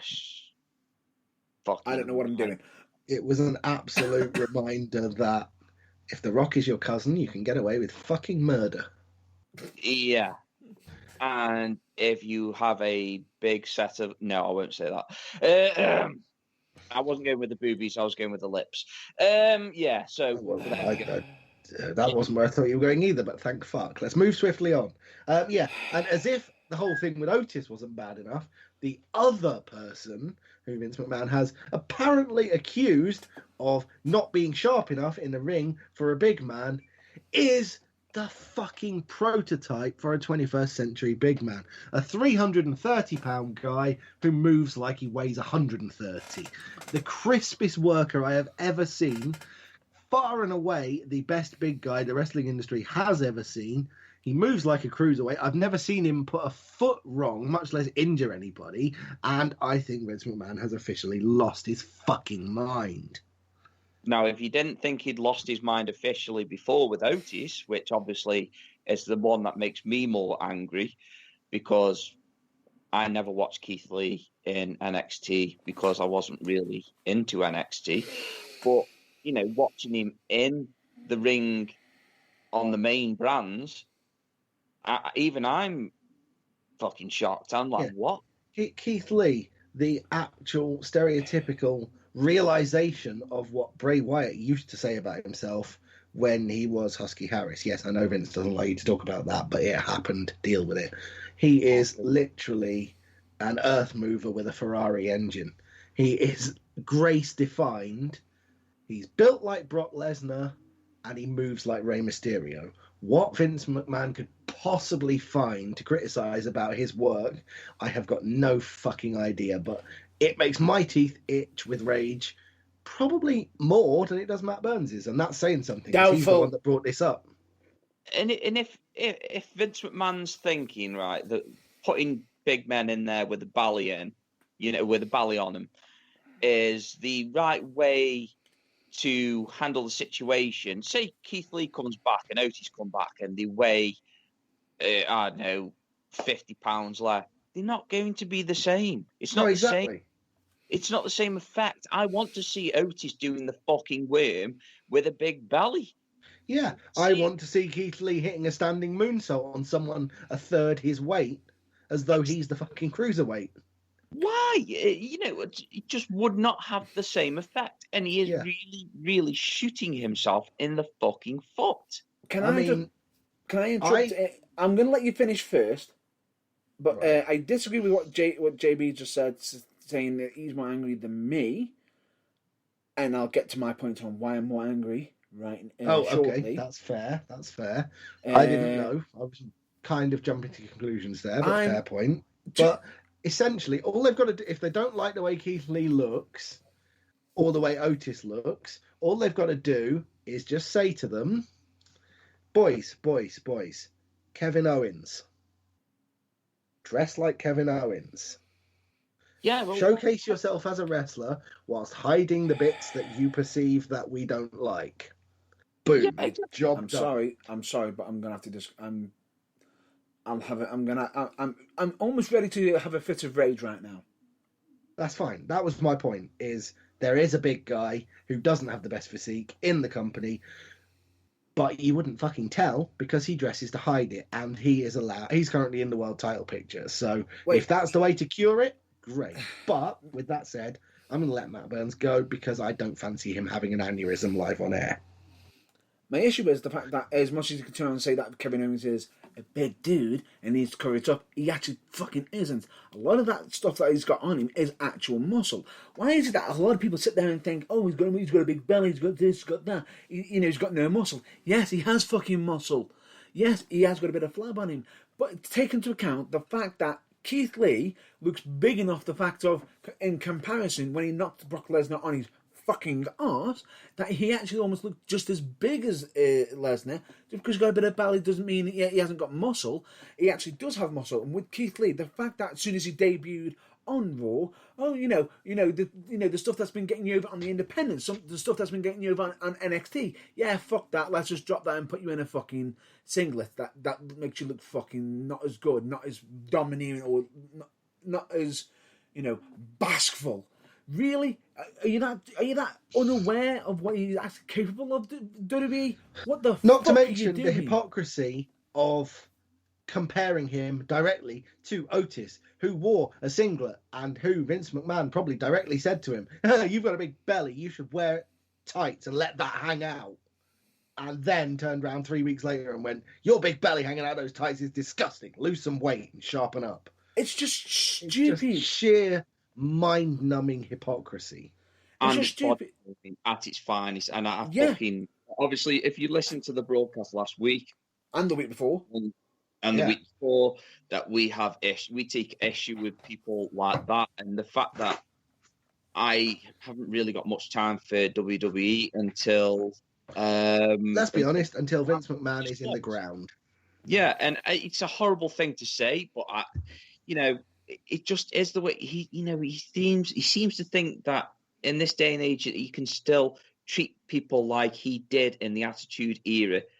And in the 80s, when everyone was on the juice, and so that nobody had an ounce of spare fat unless they were built like King Kong Bundy, in which case they were basically laughed at anyway. Yeah, pretty much, which is a shame. Like Andre the Giant, and Vince McMahon would probably shit himself anyway because he'd fearful that his muck shovels for hands would literally pull his head clean off his shoulders, and then, I know, would then be inclined to stoop down and shit down his neck. The essential issue we're getting at here is Vince McMahon's treatment of anyone that doesn't fit the fucking 5-for-1 on Roy Sarni's that he gets a hard on for body type is getting shat on, and it's not on. Yeah, exactly. Especially when it's a worker as snug as Otis, or as frankly fucking breathtakingly perfect as Keith Lee, who don't need to lose any weight, who definitely don't need to do any work on their in-ring ability. And the fact that it's just Vince McMahon being promos. a dick. Oh, yeah. If there's anything that either of them need to work on. Otis might need to work on his promos a bit, but that's the only thing. I don't think he does. I think for what he does, keep it short, sweet, simple. Done. Yeah. No, that's what I'm saying. But that's the only thing I can find fault with in either of them. So the main thing I find fault with here is Vince McMahon's logic. Yeah, I think I like about Otis is the fact that he can, when he met Mandy Rose and, he was coming off as the shy guy and stuff that. It's almost Dusty-esque. Yeah, it was like, yeah, exactly. And it was very, very, very well done. Yeah, it's like now that he's got that confidence and what have you, and fuck you, WWE, for taking away the Money in the Bank and giving it to Ferret Face. But, giving it to WWE's Man of the Year 2010. And then we're talking about body shaming, and then I literally just go and call the Miz a ferret face. But I'm sorry. I was trying to gloss over that. But yeah. What the fuck? You can't tell me that the Miz does not look like a trouser ferret. I don't want to shame anyone for their appearance. I'm not shaming anybody. Anyone who's ever met me will understand why that's folly before we go any further. I'm saying for me. Have you seen the Miz's dad? Are you surprised? Yeah, exactly. It's so funny. The poor guy has not won the genetic lottery. No. Well, I'm not being funny, but if you look at his mum and dad, okay, they might not be pretty, but they don't fuck with their faces, Well, there is that. But anyway, we're getting off topic here. The point is... And bearing in mind that I believe Miz's dad ended up becoming an internet meme of looking like the older version of Ken Masters from Street Fighter. Yeah. Slightly off topic now. We are veering wildly off topic. But anyway. The point is, if you want your guys to not look how they look, there are ways to go about it, and publicly coming out and going, you're fat and you can't work, the problem is he hasn't not the way. The problem Especially he when hasn't come out public. Their body type is part of their gimmick, and thank you very and much. Their genetics. But what planet do you live on? They can fucking work. They're among the best workers you've got. Yeah. Now, we're not saying that all big guys can wrestle like Otis. Oh, no, absolutely not. We are not saying that. But we are saying that majority of male wrestlers that come through that have got chiseled bodies that can't work. Yeah, the old $1 million body, 10-cent work rate. Yeah. Thing. And I mean, you go back to the early 90s and late 80s, you've got a handful of wrestlers with chiseled bodies, because obviously nobody could afford it. I mean, Jake Snake. Berserker, Barbarian, the Warlord. Yeah. Or as I like to call him, the Roid Lord. And they were great wrestlers. Did you see? Just goes to show that you do not need a chiseled body to be a great wrestler. Yeah. No, just Earthquake. Ask Ric Flair, Earthquake, Dusty Rhodes. Yeah, pretty much. Yeah. It does not matter what you look like. If you can do the job, do the job. Sorry, but it's like I say, the bigger guys that can wrestle. I mean, you look at Braun Strowman, and you got to admit, yes, he's a muscly dude, but he's not chiseled muscly. I've got a feeling that Braun Strowman, however, he is now. I've got a feeling he might be the reason for this. That was what I was getting to. That was my point. I was working towards the headline of this topic. He might still be billed as 387 pounds, but my God, if you see him when he debuted as the non-bumping, non-selling monster of the Wyatt family versus now, he's 90 pounds lighter. That guy has lost a freakish amount of weight, and he is now cut to fuck. And I think that Vince McMahon has gone, well, Braun Strowman can do it. Why the fuck can't you do it? Irrespective of the fact that neither Otis nor Keith Lee fucking need to. Yeah, but the difference there is that Braun Strowman's actually training for Strongest Man. Yeah. Yeah. No, but that's what I'm saying. I think that's Vince McMahon's thinking is that because Strowman has done it and he's his favourite big guy, that everyone else should basically just become Strowman cookie cutters. It's not right. I'm sorry. Strowman isn't his favourite because take into account He's now the new Big Show. Big guy, come in, turn face, turn heel, turn face, turn heel.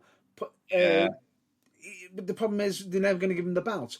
Personally, do you know what? They're not the one gimmick they haven't tried on Braun Strowman that I would absolutely love to see. The Jolly Giant. Himself. Yodeling. Himself. Have you seen? I believe Irvine's hit the nail on the head. Have you seen his Instagram post on his own page as himself? What, where he goes fishing and hunting and is just generally a big hairy bloke. A nice guy, and even going out with having laughs. Even the fact that he's good mates with Drake Maverick. The fact that he went to the gym with Drake Maverick and Maverick forgot his equipment. And he ended up chucking him some spare clothes and buried him. Jesus. Wow. Okay. You could fit 6 of Drake Maverick into one of Braun Strowman's shirts. That's what I mean. It's comedy gold there, right there. Yeah.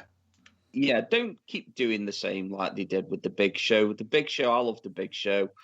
I've got a lot of time for the Big Show. I've got a lot of time for the Big Show. Small tip, though. Don't watch the Big Show on Netflix because your love of him will diminish. No, I will not. I've seen it. I've watched one episode. I never want to see another one. That was enough. It gets better. It does get better. Anyway, Big Show's great, but that's not the point we're making here. The point we're making here is I think we're getting way away from it, and time is getting away from us as well. But the latest decree that Vince McMahon has made, he has lost his fucking mind. Yeah. That's the long and short of it. Even though he has lost his mind many moons ago. Yeah, but the thing is, he's now just nitpicking for the sake of it, and oh Jesus! And he is no longer Vince McMahon to me. He is fucking Skeletor. Next, he's going to suggest that fucking Karrion Kross goes on a 6-week unbeaten streak and then wins the NXT title or something. Fuck, that actually happened. Yeah, He-Man. Yeah.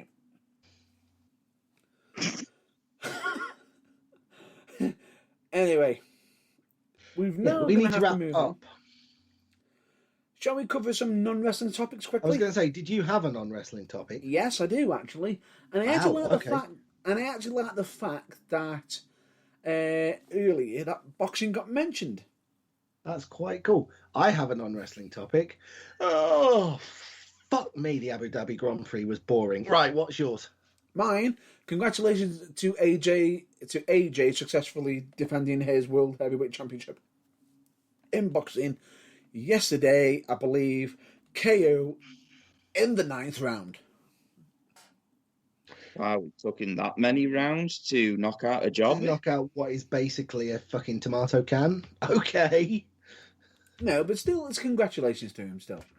No, fair play to him. The real test is going to come in the 4th round of the title unification match with Tyson Fury when he's knocked on his arse and sees fucking stars. Oh, that's going to be a match. We've got to have another Wilder match first, apparently. What? Tyson Fury and Wilder. Oh, okay. Got to go again, haven't they? No. Not what I've heard. No, I've heard that win by Joshua clears the way, and that's the next fight for both of them. And also, I believe the fact that they've had Wilder and Finger have had 2 matches. They had a draw the first time, even though I don't think it was. And the fact that Tyson Fury knocked him, pretty much had him beat throughout the entire match. Literally kicked him into retirement the second time, pretty much. And pretty much, yeah. Wilder's overrated anyway. He's a bag of shit. Massively. Really and if I'm not mistaken, Wilder came up with the excuse of his outfit drained him of his energy. Really? Then why the fuck wear it? I'm sorry. If Anthony Joshua gets an on-form, on-his-game Tyson Fury in that fight, he is not going to last 4 rounds. He's going to be on his ass more times than he can count, and he's going to get fucking knocked out because that guy is someone you cannot train for. If he's on his A-game, he's unfucking beatable. Just ask Braun Strowman.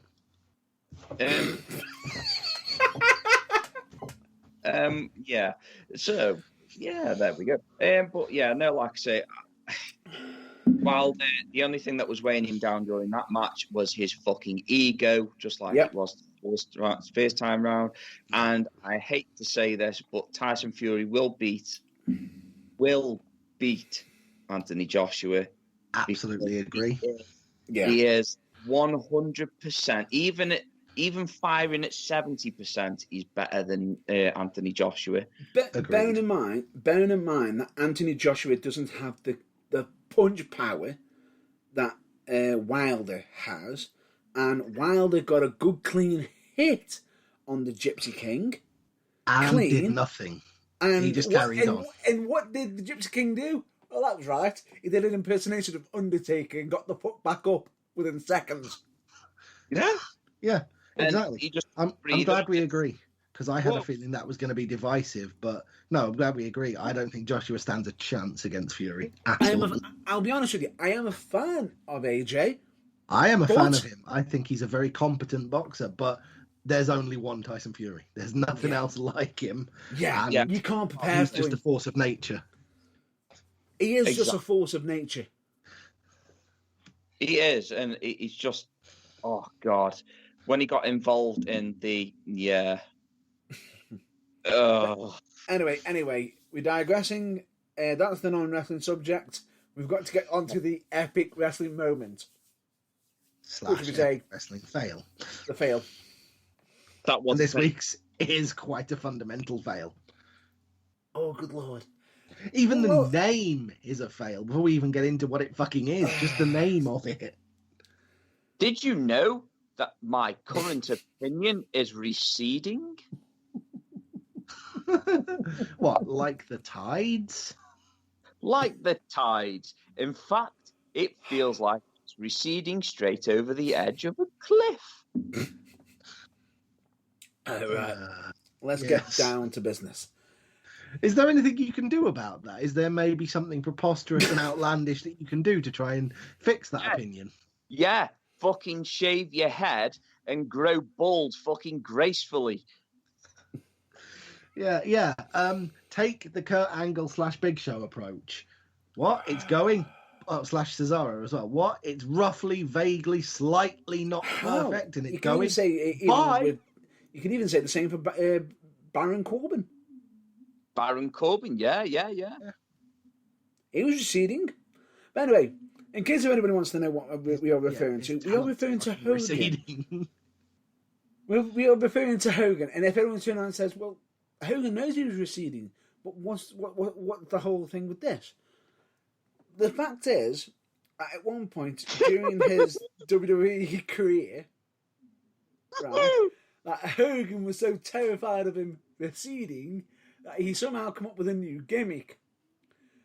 The new gimmick being is called the War Bonnet gimmick. Yes, we shall be sharing this very soon on social media. Absolutely. Yes, we will be. And in case you were wondering, yes, that is where Vince got the idea for the SmackDown set from. What makes it worse is, in case if anybody wants to know what the hell is a war bonnet, right? What makes this even worse is the fact that Farouk had this helmet, and he actually pulled it off. He pulled it much better than fucking Hogan did. Well, do you know why? Because his was fucking black and looked mean and fitted his character. Wasn't black. Hogan's was bright fucking yellow and red, bright red. It was bright red, bright yellow. His colours had a big fucking plastic fist on the front of it and made him look like the prize balding tit that he absolutely was. You know what, like, don't you? When he says that he was going to give his wife a good fisting, that's what he meant. And then she could turn around and say, "Oi, fuckface, what's you down there?" What makes it worse is when Farouk had it at the time. No. When he had the helmet, his was like a teal green or something like that, or bluish. It didn't have a big plastic fist molded onto the front of it that made it look like all it needed was a couple of fucking wacky fun straws and a container on the top to carry a couple of pints of beer. And some kind of tosser who goes around and has to wear a T-shirt that says "I'm the soul of the party" on it because it's patently obvious to everyone with a fucking brain that he is anything but. And what makes it worse is that during this time that Hogan had it, right, he had a big giant red fist on top, right, and it looked like a Roman helmet. Now, take this into account. He came out going, I am a real American. Fighting my hair loss like a fucking coward. Right? And what makes it even more funny is the fact that this was only for a short time, and during this short time, he ended up having to wrestle, I believe it was Bad News Allen? Bad News Brown. Oh, Bad News Brown, that was it. Bad News Brown, who actually had a undefeated record in WWE against me. I believe it's a... What? Until he faced Hogan. Until he faced King of I Gotta Get My Win, brother. Wait, with his helmet. We'll get to that in a minute. The fact that he ended up having a match against him, where in this match, for some unknown reason, they both ended up arguing over who's going to be wearing the helmet. The referee got distracted at one point, and while the referee was distracted, Hogan put the helmet on and headbutted Bad News Brown, who was undefeated. And the referee turned around, oh look, he's down. Hogan's pinning him with the helmet still on his head. 1, 2, 3, not putting 1 and 2 together. Why Hogan in the name might of have used the fuck helmet. would Bad News Brown want to wear a red and yellow piece of moulded plastic shite? No idea That is why. so far out of keeping with his character. It's a little bit like going up to Personally, I don't think Keith Lee and saying, "Here, wear this onesie." I don't think that was the case. I think it might have been. I don't think it was them saying, "Oh, I want to wear it." I think deep down it was "No, you wear it. No, you wear it. No, you wear it." I think it was more a case of give it here so I can throw it in the third row ringside and hopefully they'll stamp on it and crush it and we never have to see it again. Luckily I think Bad News Brown won that argument by saying, no, but you're going bald. So you need to hide that shit. Where Bad News Brown was bald. You can't do things gracefully in this company, Hogan. You can't do anything gracefully. Right. And anyway, can we please stop referring to it as Hogan's fucking helmet? Because I'm getting flashbacks to what the Iron Sheik used to say about him, and I'm having expensive therapy to try and stop fucking hearing that. His war bonnet. Somehow that's not better.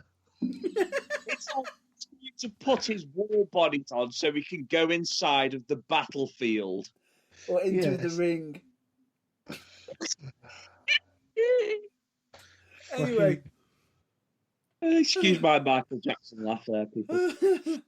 All I'll just say is the fact that Hogan must have been on something. Luckily that, someone probably convinced Hogan, drop it, because the fact that you're wearing it is probably drawing people to your hairline, you moron. Yeah, apologies for the rather straight up profanity here, but drop it, you look like a fucking cunt. Yeah, I'm not being funny, but clearly, whatever Hogan was on, it was not just for men. No. Jesus, no.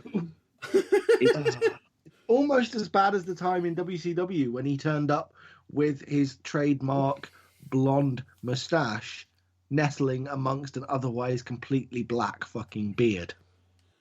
Can I just say this? That looked genuinely like he'd sharpied it on.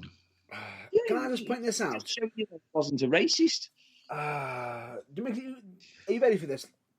Do you know how this came to be? How I came across this? Because you Googled war bonnet looking for something even less wholesome. No. And you just stumbled across it. No, it's not. Note to listeners, I haven't got a clue what it might have been that he was looking for. I don't want to. I wasn't. I was actually on YouTube looking at I was just looking up on, just seeing if there's anything of interest to watch. And it's because of Wrestle Talk that we end up getting this.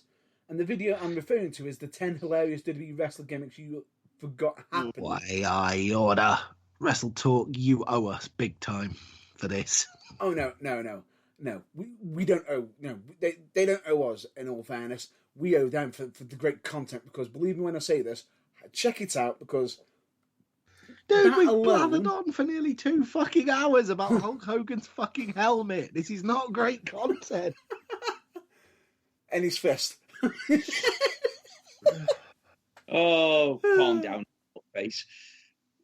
Oh, And good on Lord. that bombshell, can we do the plugs and get out of here now? Because basically, it's stupid. He looked like a cunt. He is balding. He has now gone bald. What more is there to say about it? At least it wasn't an incestuous gimmick like Vince McMahon suddenly keeps happening. But we'll get on that for another week. Jesus. Vince McMahon thinks Keith Lee can't wrestle. His fucking opinions are irrelevant. Yeah, pretty. But anyway, Yeah, it's like his villain, He-Man. I'm going to point this out now here, and I'm going to mention a topic for next week, Uh-oh. so you can plan for it. Okay. I'm intrigued. Let's discuss some of the worst wrestling gimmicks. Oh, God, yeah. Oh, wow. Okay. And we are talking the bad of the bad. Okay. We're not just talking like so bad that it died after one night. We're talking that they actually persevered with, and they were like, no, we're going to get this over, damn it. But can I just Go on. stipulate something first? Is Yeah. that if we are going to do this, this is without a shadow of a doubt our opinion of what are the worst. Yes, this Yes. is fundamentally our individual opinions. The person speaking at the time, it will be their opinion, not even necessarily the opinion of the other broadcasters, let Yes. alone anyone else. Yes. Much like my opinion of the AEW trinket. Oh, and by the way, All Mine, I own it. I'm By fine the way- with it. You disagree, that's fine. That's a part of the spice of life. and by the way, I also forgot the fact that when Hulk Hogan had his war bonnet, he also had a license plate on his chest that said Hulkster, spelled Hulkstr. What? So spelled entirely correctly, except for one E, which is. Oh, Yeah. God. Can I just say enough already? Yeah. Yes. Yeah. Anyway, Draw a line under this, move on, because as if this episode wasn't shit gimmick-tacular enough, the whole of next week's going to be all about them. So, apologies for RD Reynolds and Blade Braxton if we are massively infringing upon your wrestle crap gimmick next week, but and we are of taking course, a deep dive Botchamania. into the crappiest of the crappiest of the crappiest of the crap. But we have to. But the funny thing about it is, at least next week we won't need to cover the epic wrestling moment because we already have it on the episode. We'll have had a whole episode full of them. Wow. Epic wrestling jobbies that simply wouldn't flush. Well, in the words of Jeff Goldblum from Jurassic Park, that's one big pile of shit. But anyway, I'm that's going just to be a wrap up fantasizing for the new what stuff. you sort of meant if I thought you'd meant that he'd left an 8-foot turd on the beach. Yeah. Anyway, we're going to have to wrap it up for this week. Jump onto the plugs. Of course, the UK, of course, the Burning Truth recommends you check out UKWA, also known as UK Wrestling Alliance.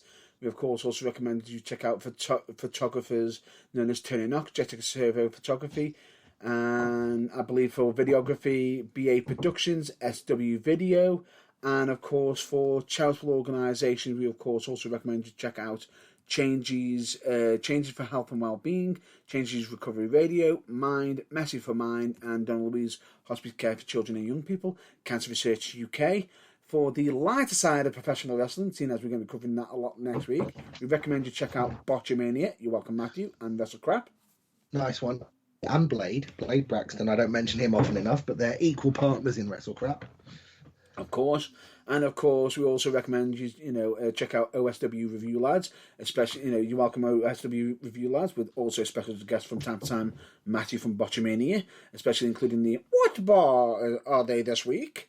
which is absolutely hilarious. We, of course, also recommend you check out fellow podcasters, broadcasters, be it the many being hosted by Magic Mark Adams, be it Pull or Pass Radio Show, or the many other shows he has with the Dude has Independent. about half a dozen. They're all worth listening to.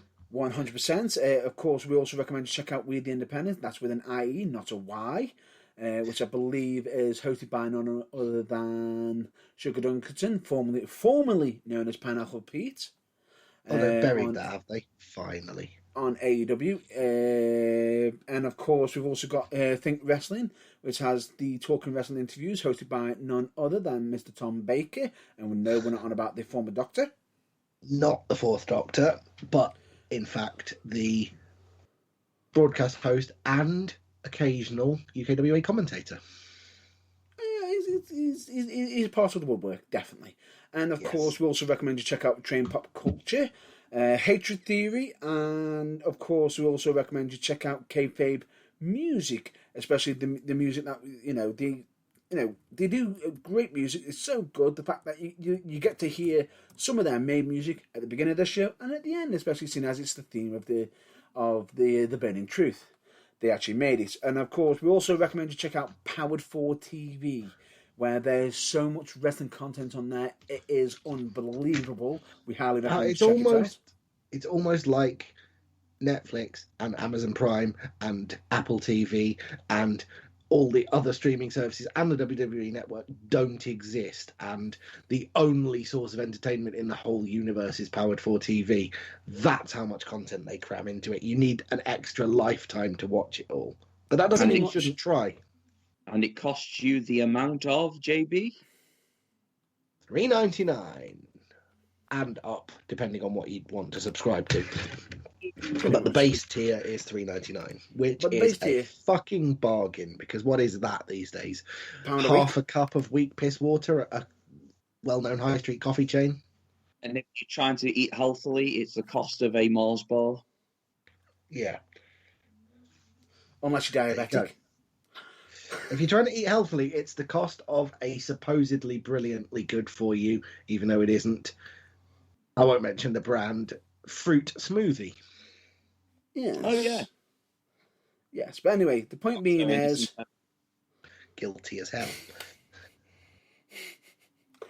Anyway, moving on, we of course also recommend you check out local wrestling promotions, be it either Future Championship Wrestling, United Wrestling, Pro Wrestling for You, Future Shock Wrestling, Academy Pro Wrestling, Falling Star Wrestling, Venom Wrestling Federation, Wolf and Pro Wrestling, and Barracks Wrestling Academy.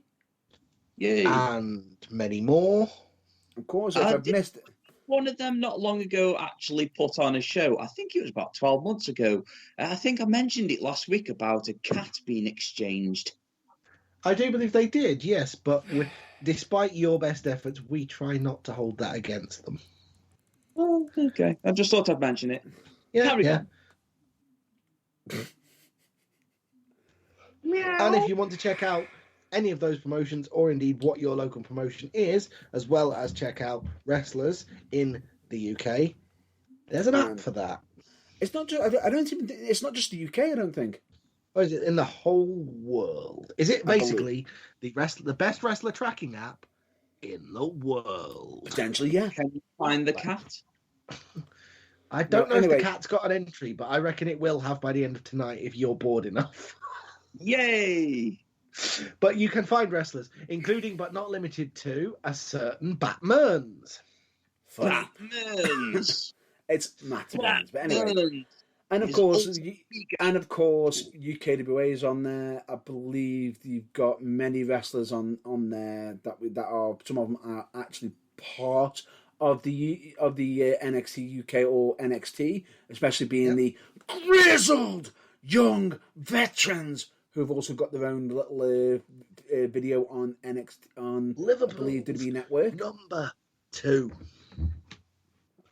Anyway, in case you want to know what the app is actually, where you can actually find all this, it's actually on a phone app for fuck all, nothing, De Niro, zilch, nada. Zilch, 0, free. and it's called Babyface Wrestling App. Bingo, perfect, bingo, bango, done. And of course, if you all want to see our content, be it the Burning Truth website, which is www.theburningtruthuk.com. You can click on that for not only a lot of past shows, but you can listen to the current week's show live. You can read the Burning Truth blog. You can see our predictions for major WWE pay-per-views. Or even just general chit-chat. Other stuff as well, general stuff. And just thought I'd mention it, if you haven't already, check out this week's blog from JB. Yes, which is not wrestling based, because I just thought I'd mix it up a little bit. I will say, if you're a sports fan, give it a check out. Yeah. It's a good read. And of course, we also recommend you check out the, I believe, the merch page. Buy my merch! Buy my merch when I've designed some.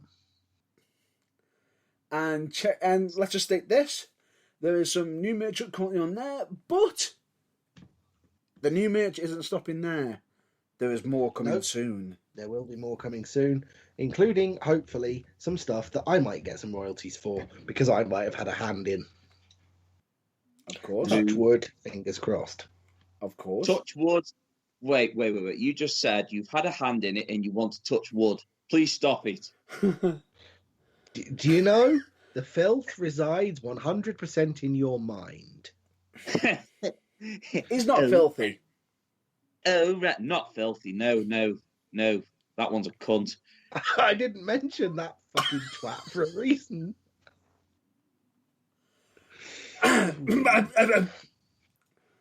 Right. Hi, guys. I'm going to ruin your career. No. Leave it there. Right. Potentially libelous material. Okay, Moving on. Stopping. Change routine. Change the fucking channel. Beep, beep, beep, beep. Oh, but anyway, the point being is... Oh, look, Karrion Kross is on. Change the fucking channel again. Anyway, the point being is, we've got merch on there. If you're interested in supporting the broadcast, buying the merch would actually help us do that. It would be an absolutely, for myself and probably, the guys from the Burning Truth, we will be massively grateful. Yes. And if we start seeing in the crowd of wrestling shows, when fucking hopefully they restart in early 2021, people wearing Burning Truth merchandise, fucking good work. Get your pictures taken of you in the crowd and stuff, and let's get the Burning Truth out there to as many people as possible. And hell, if you are wearing any of our merchandise and you take a picture and send it to us, we might even create a bit of a page on the Burning Truth, fan picture on the website, wearing Burning Truth merch. We might come up with something a little similar to they used to have in Q, the recently deceased music magazine, where they had a little third of a page at the back with the letters every month of the most random place you enjoyed the magazine. So for that, we could subsume that into the most unusual place you've been seen wearing our merch. Yeah, and also as well, I'd just actually like to mention this. I've not passed it by any of you two yet, but I am actually considering a little mini giveaway.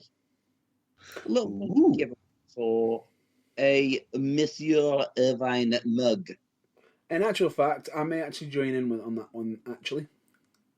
Yeah. There you go. I don't actually have any merch that I can I'm down for that. I'm absolutely down for that. Principle. I'm actually down for that, and more on that in the future. Yeah, more on that in the future. Hopefully soon. Yeah. But of course, we have our social media links, of course, which will be Facebook, Twitter, YouTube, and Instagram. You can listen to... Don't archive it. You can listen to the current episode each week on theburningtruthuk.com and past episodes on the following platforms. Which will be, as we said, the website, Spreaker, Spotify, iTunes, Google Podcasts, Google, Deezer, We are, of course, on Amazon Music as well, and many other sources. Yeah, just not brown or red. God no, barbecue or die, man. Yeah, man. But anyway, that's going to be a wrap up for I believe the plugs, and for this week, because Jesus, we've got about 45 minutes longer than we should have. yeah. Thank you for your endurance listening Wait. this week. Next week, we're talking about absolute wrestle crap. Wait. Cheers. We need to wrap it up with our usual message. I know. I was just building up to it. Oh, build up then. Build up. I'm done now. Carry on. Do you enjoy your wanks? You know what I mean? How do you enjoy them? What? How do you enjoy your masturbation? I'm not talking to you, Matt Burns. I'm talking to you, JB. What in the blue hell are you blathering on about? There's a pre-ejaculation there. Let the man tenderize. Just get your mind out of the gutter. Matt Burns, do your thing to end the show. Anyway, ladies and gentlemen. Anyway, everyone, please. Our health. We've always got the mental health always in our minds.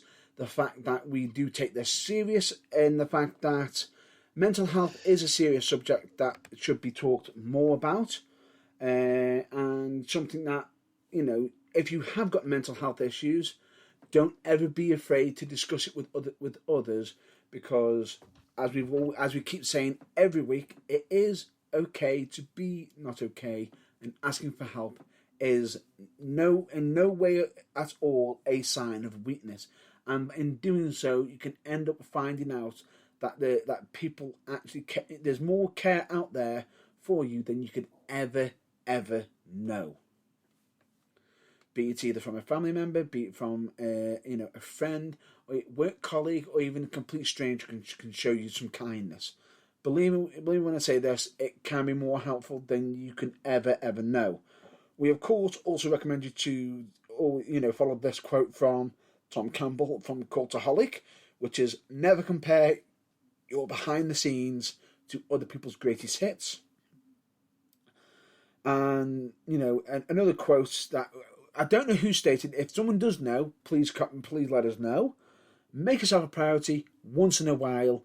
It's not selfish. It is necessary. And of course, if you can be anything in this world, please be more kind.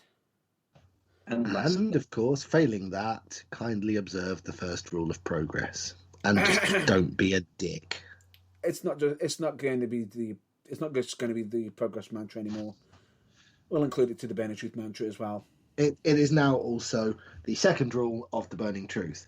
Be more kind is the first rule, and the second rule is, and failing that, don't be a dick. So get it, got it, good. Maybe on a t-shirt soon. But anyway, with that, I've been Matt Burns. I've been John Bloor. I've been James Irvine. And thank you very much for listening to The Burning Truth. This week, we hope you all stay well, stay safe, and until the next episode, please check out your local wrestling promotions and contact a friend or colleague or somebody you haven't spoken to in a while. You never know, they could end up use the help. It has been emotional, and we'll hopefully catch you next week on The Burning Truth. Until then... Come on, they'll be closed. Until then, catch you later. Bye then. See you guys. No, we don't want him. Irvine, say goodbye. Sweet Jesus. Goodbye. Get him out of this office. On that bombshell, quick. Just end the recording before we sink any lower in the gutter. See you later. Sweet Caroline. No. Right. See you later, folks. See you. Bye. It's too late.